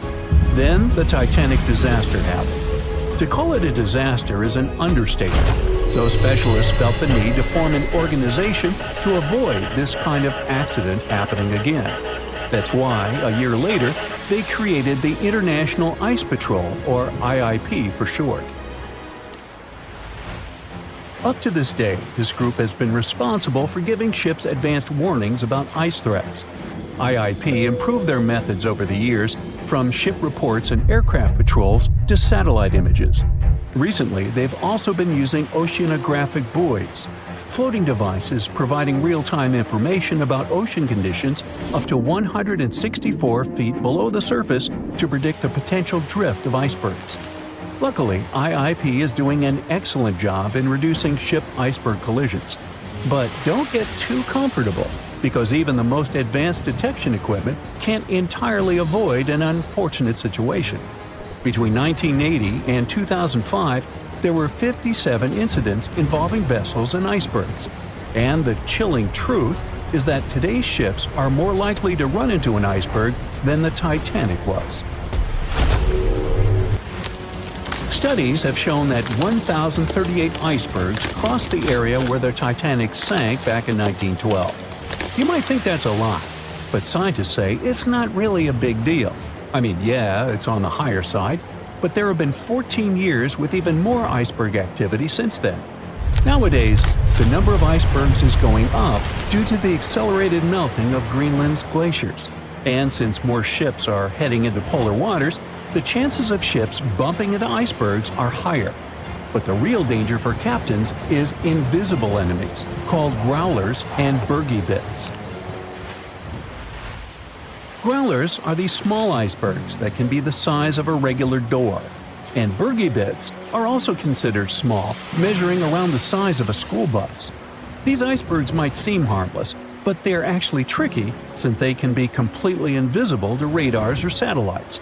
Let's see what happens when a modern cruise ship as big as the Titanic hits one of these small icebergs. Meet the Norwegian Sun, a luxurious cruise ship like Titanic, as it has the capacity to accommodate 2,400 passengers and more than 900 crew members. On July 2022, this cruise ship was on its way to Hubbard Glacier in Alaska when it found itself in the middle of a dense fog. Suddenly, passengers felt an impact and were terrified as the ship experienced a severe jolt. The fog immediately cleared and they realized what had happened. The Norwegian Sun had collided with an iceberg of the growler type. But the outcome was entirely different from Titanic. Thankfully, there were no injuries, and both the passengers and staff reached the Alaskan docks safely. Expert divers checked the condition of the boat, and they discovered that the ship had suffered some damage after the collision, so the rest of the trip was canceled. Now don't stress about packing for your next trip across the Atlantic, because accidents like the one with the Norwegian Sun are really rare. I mean, it's common for ships to encounter ice, but what's unusual is for it to be a problem. Most modern cruise ships wouldn't get physically damaged by an iceberg, and there's a reason for that. You see, the steel used in the Titanic also played a significant role in the disaster. The unsinkable ship, after all, was not so impact-resistant. Back then, the Titanic's hull was constructed using around 2,000 steel plates, which are believed to have been produced in an open hearth furnace. As a result, the steel contained a high concentration of phosphorus, oxygen, and sulfur. High levels of these elements make steel brittle at low temperatures, causing it to fail upon impact. While the steel used on the Titanic was of the highest quality available at the time, it wouldn't meet the safety standards of modern ships, and it was approximately 10 times less safe than what today's vessels use. But the most significant difference between the design of the Titanic and a modern ship lies in how the hull is put together. You see, the Titanic was built using over 3 million rivets for its hull and upper deck structure. So, when it struck the iceberg, the rivets started a chain reaction, causing the entire section of the hull to collapse simultaneously, causing an uncontrollable flood of water. In contrast, modern ships use a method called submerged arc welding, which fuses the edges of metal pieces together, creating a strong and continuous bond. This is safer because if any part of the ship gets damaged, the tear doesn't spread, making things worse. The damage remains contained within that section. Okay, so small icebergs are becoming more common, and vessels have been adapted to deal with them. But there's still one more scenario to consider. What if a huge cruise ship hit an iceberg the size of a 5-story building? Imagine we've just created the world's largest cruise ship on the planet. Let's call it the Bright Seaside. Our floating resort is massive, 4 times the size of the Statue of Liberty. It's longer than the Titanic by 318 feet and carries about 3 times more passengers and crew. And just like the Titanic, our fictional ship can cruise at a top speed of around 23 knots. Now, picture this scenario. The Bright Seaside is cruising at full speed in freezing waters. It's the middle of the night, and the captain doesn't realize that all the iceberg detecting equipment on board isn't functioning. It stopped working 3 days ago. It's very foggy out there, and the lookout also fails to spot a 45-foot tall iceberg. If that whole situation played out, and the ship smacked into the iceberg head-on, well, it could potentially lead to a sinking. But you can see how unlikely that is, right? That's why experts are quite confident in saying that ice isn't likely to sink modern cruise ships. It's also worth mentioning that safety measures have improved a lot since Titanic. A modern large vessel can take days to sink, which provides enough time to keep everyone safe. Crews are definitely better prepared to handle evacuation procedures, and passengers should also go through safety training before cruising. I know, it is annoying to do that when all you want to do is drink a lemonade or some other beverage by the pool. But, all these safety tips are what saved the MS Explorer from becoming a modern Titanic. You see, back in 2007, all 154 people on board this Antarctic cruise ship managed to get into lifeboats after the ship hit an iceberg. Now, imagine their panic as they waited for help for 4 hours. The crew did an excellent job in keeping everybody safe, no doubt. But a report that came out 2 years later said that the MS Explorer accident had happened because of the inexperience of the captain, who had pushed the ship too fast into a wall of ice in the freezing waters of Antarctica. That means that no matter how much tech a ship's got or how fancy its materials are, if you've got a careless captain and a crew that doesn't know how to handle an iceberg hit, yep, a disaster similar to Titanic could happen again. But hey, you shouldn't stress over it. Trust the professionals and keep in mind the odds. In the last 30 years, the MS Explorer was the only cruise ship that sank thanks to an iceberg, and everyone survived. So kick back and enjoy your sea vacation. The Royal Mail Ship, or RMS Titanic, easily the most famous steamship in history, was once the symbol of luxury and dreams that promised to come true. It took 3 years and 3,000 people to construct it. On April 10, 1912, the brand new ocean liner greeted its passengers with the smell of fresh varnish, paint, and newly sawn wood. Back then, they still used lead for the production of paint and linseed oil as a binder, so that smell must have been powerful. When it was fully operational, the giant vessel consumed around 850 tons of coal per day, and the passengers would also smell its fumes. Another odor that must have filled the Titanic's decks, at least the first-class ones, was the new scent by the famous French perfume house Guerlain. It was released earlier in the same year and quickly became a hit with the well-off ladies. The perfume that you can still buy today is a mix of violets and iris with creamy vanilla. On the dramatic evening of April 14th, when Titanic only had hours to live, the unknowing waiters were serving oysters, lamb and mint sauce, roast duck with applesauce, and other delicacies to their first-class guests. The second class was filled with the smells of curried chicken, spring lamb, and roast turkey. Third-class passengers had simple gruel and biscuits that night. At 11 p.m., as the ship got dangerously close to the iceberg, the new smell added to the mix. It was a mineral odor with metallic notes. If you have ice in your fridge, you must have noticed it takes the smell of neighboring foods. The same happens to icebergs. They take on the odors of sea animals and maintain the chemical composition of the water that they're made of. If more people had known about the meaning of this particular metallic smell, they probably still wouldn't have saved the ship, but the number of people that managed to escape to safety could have been larger. Speaking of smells, in case you've ever wondered what space smells like but aren't planning to become an astronaut anytime soon, listen up. you can try out Ode to Space, an aroma that was designed by NASA decades ago. The idea of the perfume was to help astronauts prepare for their encounters with space at all levels during their training. But hold on a second, space is a vacuum, so it technically shouldn't have any smell. Yet, astronauts who have been out there remembered it as a pleasant metallic odor, something like the smell of welding fumes or burnt gunpowder. They could smell it on their spacesuits after coming back into their spacecraft. We can also guess what other planets smell like based on what their atmospheres are made of. Venus has clouds of sulfuric acid in its atmosphere, so it must smell like rotten eggs. Mars and Uranus also smell like rotten eggs, by the way. Each of the layers of Jupiter's atmosphere is made up of different chemicals. That's why it smells different depending on where you are. Some layers would greet you with a yummy aroma of bitter almonds or marzipan, and others, closer to the top, smell like cleaning products. The remaining planets of the solar system are unlikely to have a distinctive scent because they're mostly odorless gases in their atmospheres. As for our natural satellite, the Moon, the Apollo astronauts claim that its dust smells like gunpowder.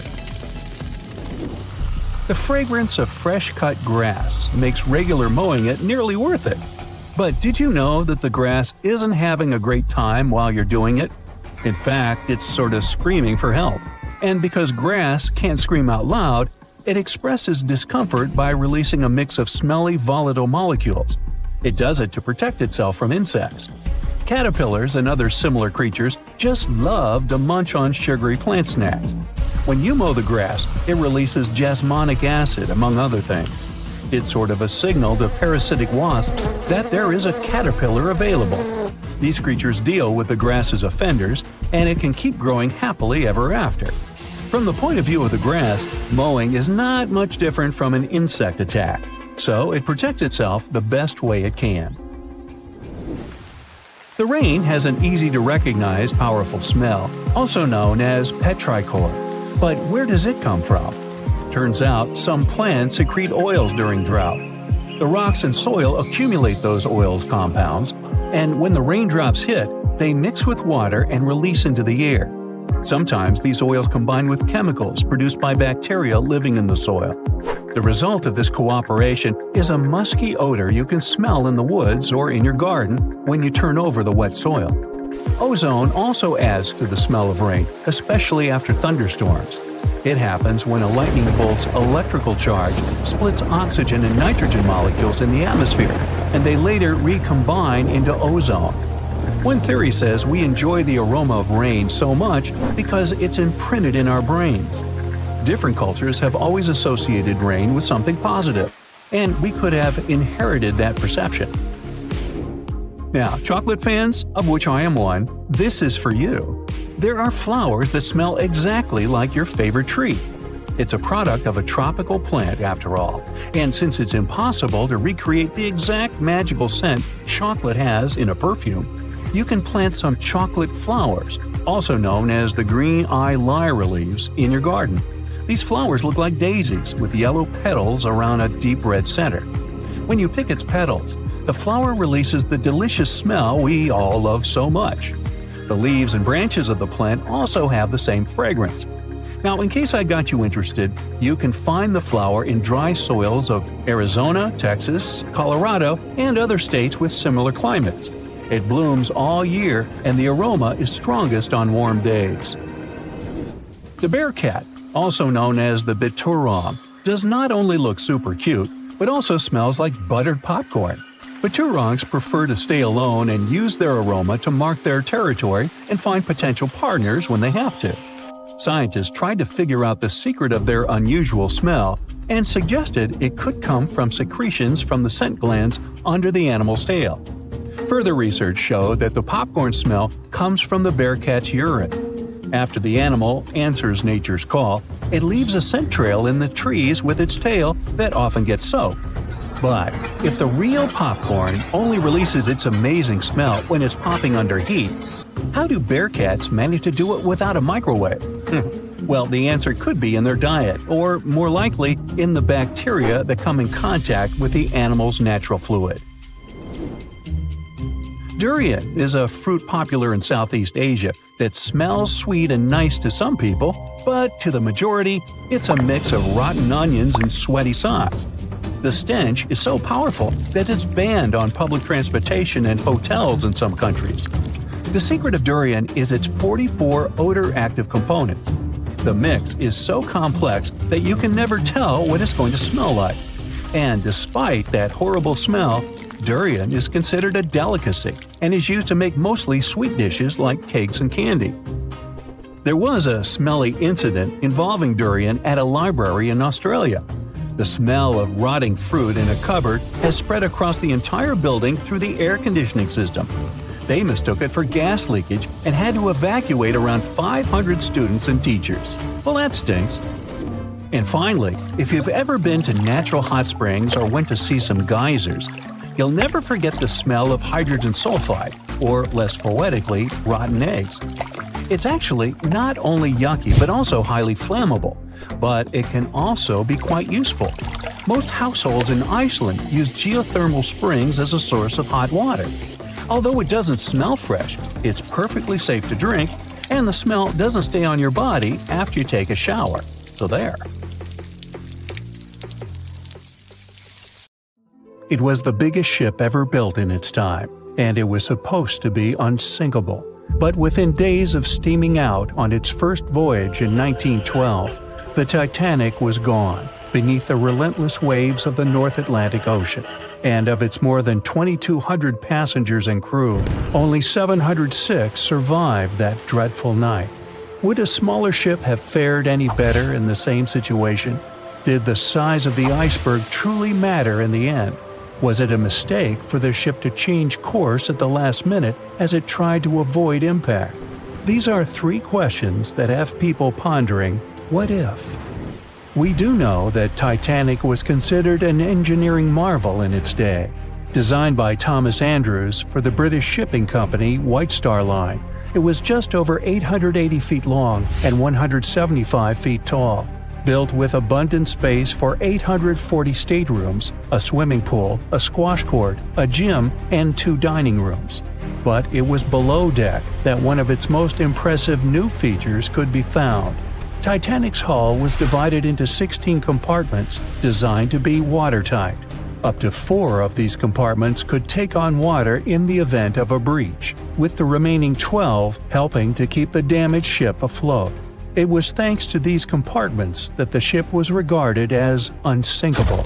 Rumor has it that Philip Frank, White Star Line's vice president, even declared, "There is no danger that Titanic will sink.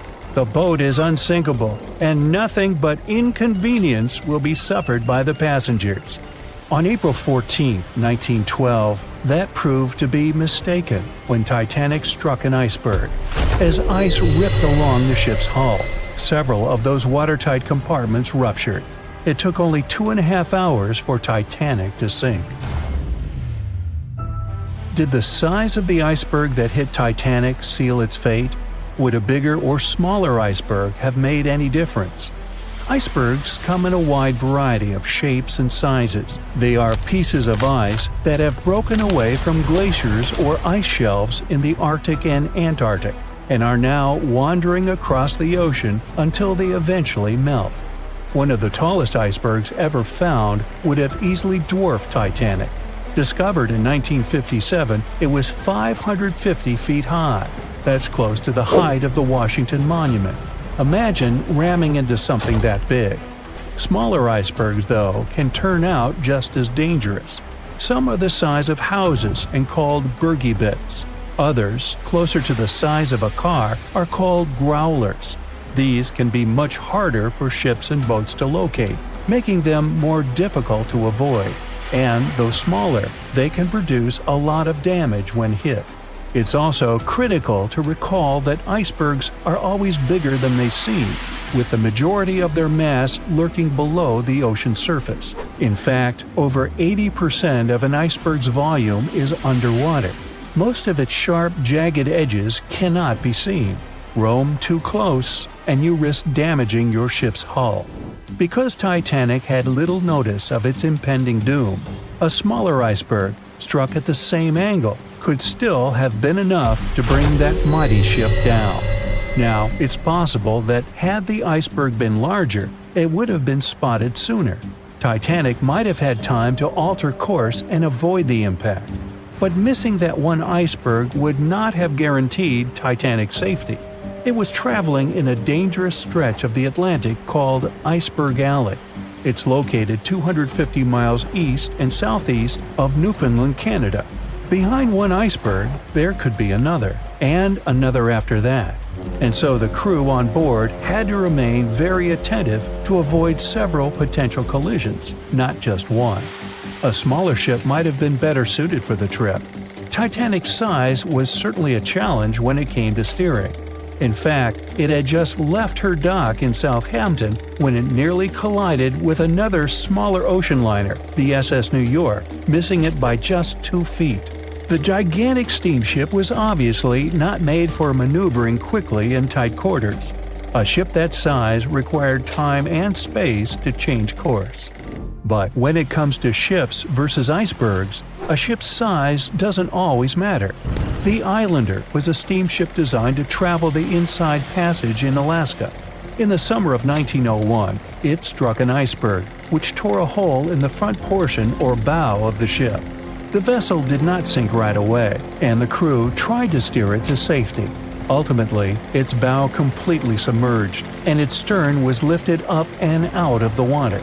It didn't take much longer before the ship sank completely. Of the 168 passengers and crew members, 128 survived, and $3 million in gold was lost. Islander had a 240-foot hull, making it almost a quarter of the size of Titanic, and that smaller size didn't seem to be much help in preventing a collision with an iceberg. And then there was the Hans Hedtoft in 1959. Also known as the Little Titanic or the Danish Titanic, it was referred to as the safest ship afloat. It was 272 feet long with 95 people on board. Much like the real Titanic, the Hans Hedtoft was specifically engineered to handle most of what the sea could throw its way. Along with its double steel bottom, it also had an armored bow and 7 watertight compartments. How could such a ship sink? But it could, and it did. It was on its first voyage, returning to Copenhagen, when it ran into trouble. On January 30th, it hit an iceberg. An SOS was sent, but when the Johannes Cross arrived to help, the Hans Hedtoft was nowhere to be found. The only evidence of the ship's existence was a lifebelt that was washed ashore in Iceland 9 months later. Again, the ship's smaller size didn't work in its favor. A smaller size of Titanic wouldn't have guaranteed a safe voyage in 1912. The final what-if concerns the last-minute choice when the iceberg was spotted and the alarm sounded. First, Titanic could attempt a complete stop, but this wasn't an option as the ship needed a half a mile to come to a halt, and the iceberg was a mere 900 feet away. Second, the Titanic could attempt to avoid the iceberg by steering away from it. This is what the captain ordered, but the attempt was unsuccessful, resulting in a deep gash across the ship's hull. The final option? To hit the iceberg head-on. Would this have made any difference? The answer is an intriguing maybe. Some think a head-on collision would have saved Titanic. In this scenario, the collision would have limited the damage to the very front of the ship, instead of the iceberg tearing through the hull and compromising several of the watertight compartments. Only 4 of the compartments would have been breached. This meant the others could do their job of keeping Titanic afloat. The ship could be stuck, unable to move, but it would remain above water until help arrived. This would provide a ship like Carpathia enough time to reach the scene of the accident and bring the people on board to safety. One of the Titanic's designers, Edward Wilding, made a similar claim during an inquiry into the sinking. He argued that most people would have survived a head-on crash, and that Titanic itself would not have sunk. Others disagree, though. First, the special bulkheads on Titanic were designed specifically to protect the ship against collisions with other vessels, not with icebergs. These compartments would crumple upon impact, absorbing some of the force while the other ship absorbed the rest. Though the damage would still be extensive, the remaining bulkheads would keep the ship afloat. But an iceberg does not have the same flex in a collision as you would experience with another ship. Most of the force would be absorbed by Titanic, resulting in greater damage to the ship. Even worse, the impact would be carried through the full length of the ship. Rivets would burst, seams would tear, the compartments would quickly flood, and the ship would sink even faster, resulting in fewer survivors. In any case, as with most what-ifs, we'll never really know the answer. As tragic as Titanic's first and last voyage was, it did result in changes that helped make venturing out to sea much safer. Findings from hearings on the disaster led to the creation of the International Ice Patrol, or ICC, in 1914, an organization that tracks icebergs in the Atlantic and Arctic Oceans to ensure vessels in the area can avoid them. In the US and Britain, ships were obligated to carry enough lifeboats to accommodate every person aboard. Regular lifeboat drills were made mandatory. And finally, the bulkheads on ships were made higher to keep water out, and bottoms were stretched to create double hulls, helping make the compartments truly waterproof. There's no denying that Titanic was a terrible tragedy, but the lessons learned from that night to remember has helped prevent many more. "I'll never let go, Jack. I'll never let go," said Rose. Then she did let go, and the whole movie theater burst into tears. It happened when Titanic came out in 1997. Alright, who am I kidding?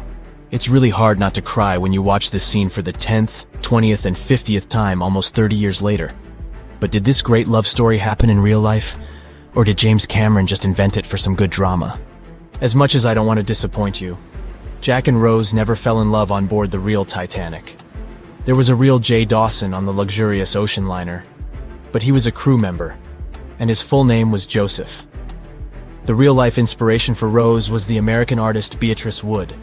James Cameron came across her biography while he was working on the first draft of the script and decided to bring her love for art and family background into the story.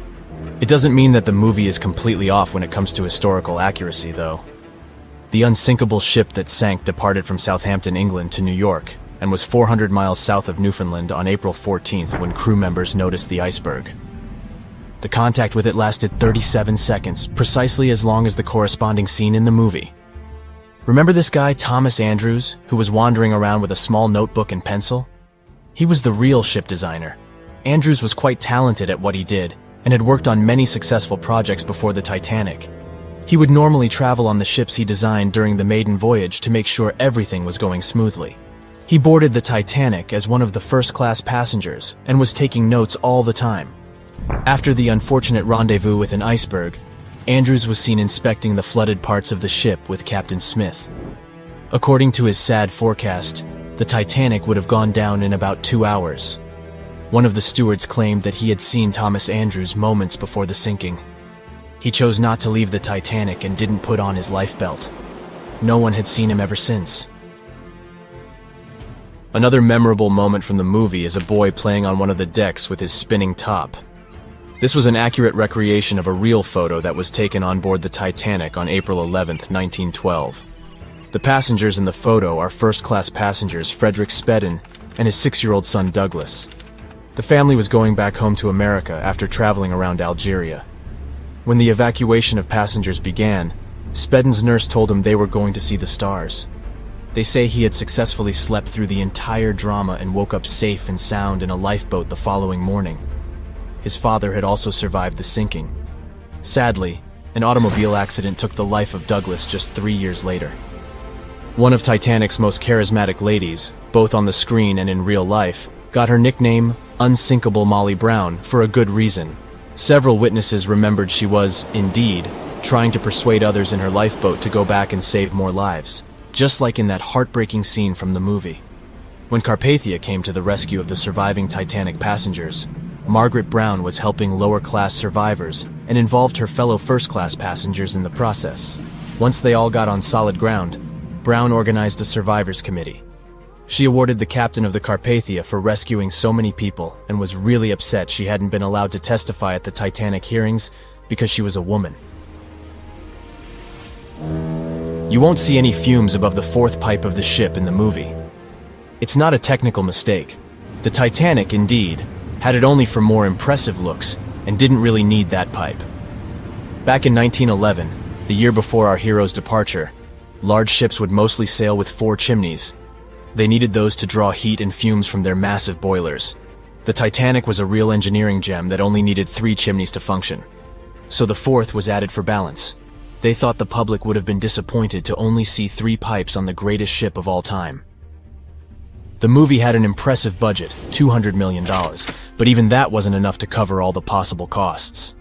Cameron knew they had to save some money, so they built the replica of the liner only on the starboard, which means the right side.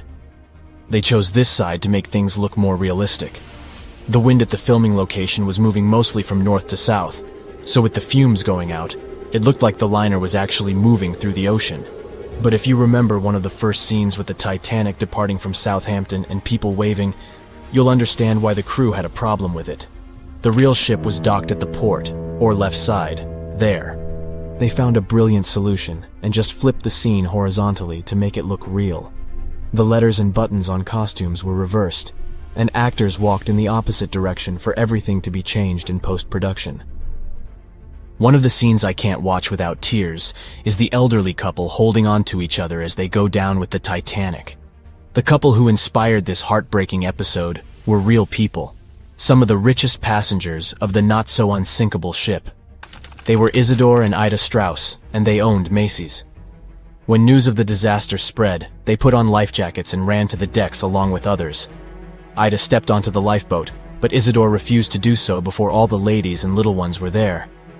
Ida didn't want to leave her husband. She climbed out of the lifeboat and handed her mink coat to her maid, saying she would no longer need it. Isidore wrapped his arms around Ida, and they remained on the bridge of the ship until a huge wave swept them both into the sea. So the bed scene wasn't that accurate, and James Cameron later admitted he had taken some license as a director. You know this guy who was drinking from a flask next to the main characters as the ship was going down? His name was Charles Jugan from England, and he was in charge of 10 bakers, 2 confectioners, and a Vienna baker aboard. He was expecting to earn a real lump sum, and would have been one of the best-paid crew members if everything had gone well. The night the iceberg hit, Joe Hin was off duty, taking a rest in his bunk. He immediately woke up and sent his bakers to deliver bread to lifeboats. He then returned to his room for a drink. Once he came back on the deck, he helped others get in his assigned lifeboat. There was no more room for Charles inside, so he ended up on the outside of the rails of the ship. Finally, when the Titanic submerged, he just swam away, and as the sun rose again, he found one of the lifeboats and was rescued by Carpathia. The contents of the flask must have helped him survive. The well-dressed man who decided to stay on the Titanic forever was American businessman Benjamin Guggenheim. That last name probably sounds familiar. And yes, he was from that famous family. Guggenheim was traveling with his valet, his significant other, a singer from France called Leontine, her maid, and their chauffeur. They all boarded the Titanic in France during one of the short stops it made after leaving Southampton. When disaster struck, Benjamin was helping the ladies get in their lifeboat. He reportedly said they were only saying goodbye till the next day. He was sure the ship would be quickly repaired. After helping many women and youngsters get in the boats, Guggenheim chose not to fight over the remaining seats.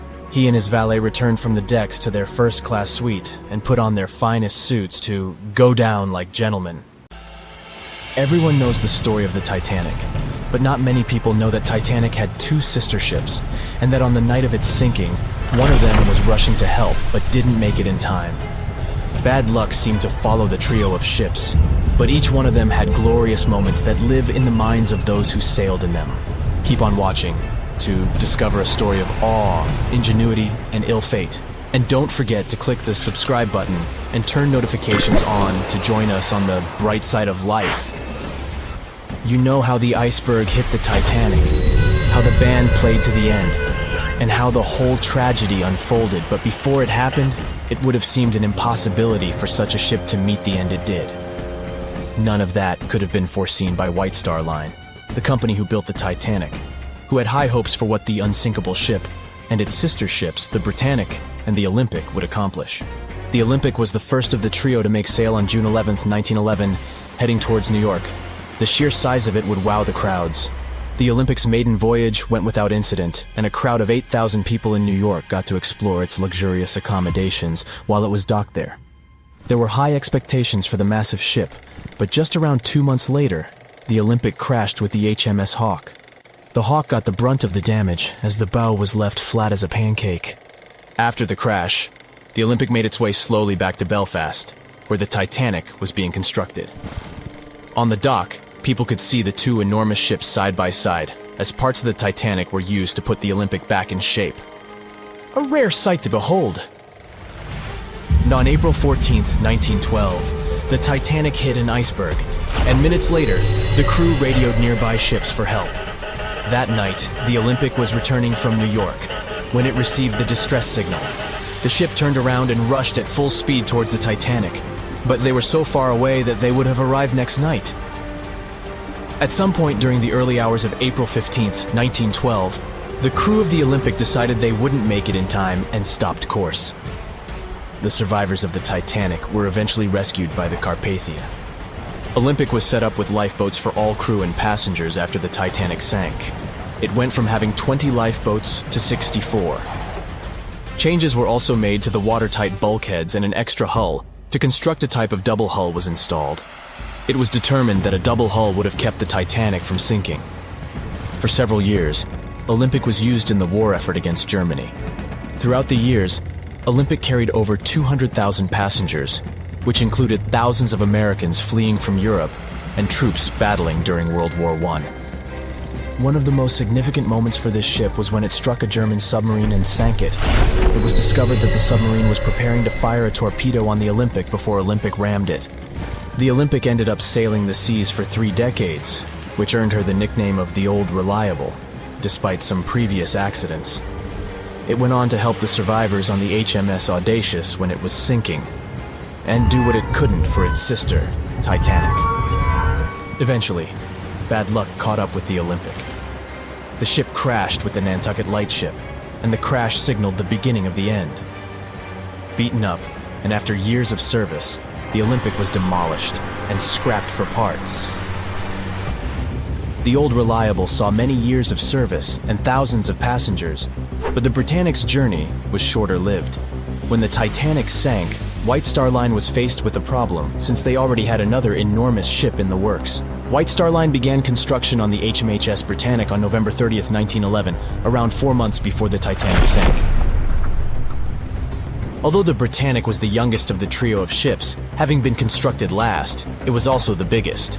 They intended to name it Gigantic, but after the Titanic's disaster, they changed the name to Britannic, since they considered it to be a lucky name. With the Titanic sinking, the White Star Line underwent rigorous investigation, and many changes were made to the Britannic's design. The Britannic looked very similar to the Titanic, and it had what was at the time the largest marine turbine in the world, able to reach faster speeds than the Olympic. With Titanic's fate fresh in their minds, everything possible was done to ensure the safety of this newer ship. The Britannic was eventually launched on February 26, 1914, almost 2 years after Titanic met its end. After the Titanic's disaster, the White Star Line wanted the Britannic to redeem their name. The Britannic was on its way to becoming a successful ship. It transported passengers for over a year and a half when the British government requisitioned it and turned it into a hospital ship during the beginning of World War I. The ship became an even more impressive sight to look at. It was painted all white, with enormous red crosses on its side to indicate it was a hospital ship. One of the ship's surgeons, Dr. J.T.H. Beaumont, thought of it as the most wonderful hospital ship that ever sailed the seas. It could treat as many as 3,309 patients at once. This is how the Britannic became His Majesty's Hospital Ship, or HMHS Britannic. Though the sight of this magnificent ship must have put a smile on a wounded soldier's face or two, the Britannic didn't operate for long. Just a year after it was turned into a hospital ship, the Britannic was making its way through the Aegean Sea to pick up wounded soldiers, when it was struck by a loud explosion. The passengers didn't know what had happened, but headed to the deck to disembark. It is unclear what hit the Britannic, but the general consensus is that it was struck by a mine left by a German U-boat, though some still believe a torpedo hit it. The captain tried to move the ship to a beach close by, but the ship was sinking fast. In the desperation, against the captain's orders, several crew members launched lifeboats and disembarked. But since the ship was moving and the propellers working, the lifeboats were sucked and destroyed by the propellers. Though so much effort had gone in to ensure the Britannic was safer than the Titanic, whatever explosion occurred left the Britannic in the same dire condition as the Titanic in just 10 minutes. In a cruel twist of fate, it also sank in the ocean. Unlike Titanic's enormous death toll, only 30 people perished in the sinking of the Britannic, and over 1,000 survived. So many people survived because the accident happened in the morning, when the temperature of the water was warmer and the Greek island Kea was close by to offer help. In the end, the Britannic only sailed the seas for over 2.5 years. The bad luck that followed the Titanic and the Britannic and the accidents and demise of the Olympic was remarkable. But what was most impressive is that there was a woman who sailed on all 3 ships and survived. Violet Jessup was a crew member and nurse aboard the ships. She was there when the Olympic collided with the HMS Hawke in 1911 and disembarked safely. 2 years later, she escaped the sinking of the Titanic in lifeboat number 16, and she showed some women it was safe to board the lifeboats. You'd imagine that would be enough to keep her from ever getting on a boat again, but not for her. A few years later, she served as a nurse in the Britannic while it was used as a hospital ship. When the explosion occurred, Violet jumped overboard, was pulled under by the water, and hit her head on the keel but survived. Can you imagine her experience? She must have had nerves of steel. All in all, the trio of ships saw journeys of triumph and tragedy. Ill fate might have followed them, but all the survivors were left with incredible stories to tell. So tell us, Brightsiders, would you have liked to have seen any of these ships in real life? Let us know in the comments section. Don't forget to give this video a like, share it with your friends, and click subscribe to stay on the bright side. At 11:40 p.m., the Titanic made contact with an iceberg in the North Atlantic Ocean. Many artifacts were found and restored, like parts of the ship, jewelry, and dining plates, to name a few. It took approximately 3 hours for the ship to be completely submerged in the remote icy water. The night was cold and very much alive. The orchestra was playing music as they enchanted the guests on board. Everyone was excited to arrive in America. It was still considered an amazing feat for a ship to cross the Atlantic back in 1912. But as the day went ahead, there was an atmosphere of impending doom for the captain and his crew. No one else felt it though. It seemed to them nothing could possibly go wrong, and this would just be another regular night. To them, the Titanic was unsinkable. The last thing on your mind when thinking about the Titanic is the mail crew. Yes, there were mailmen on board delivering mail to America. It may seem like a pretty mundane occupation, but there was a very tough test to pass in order to be accepted on board. And only a few top candidates would qualify, and those few would get shortlisted and accepted.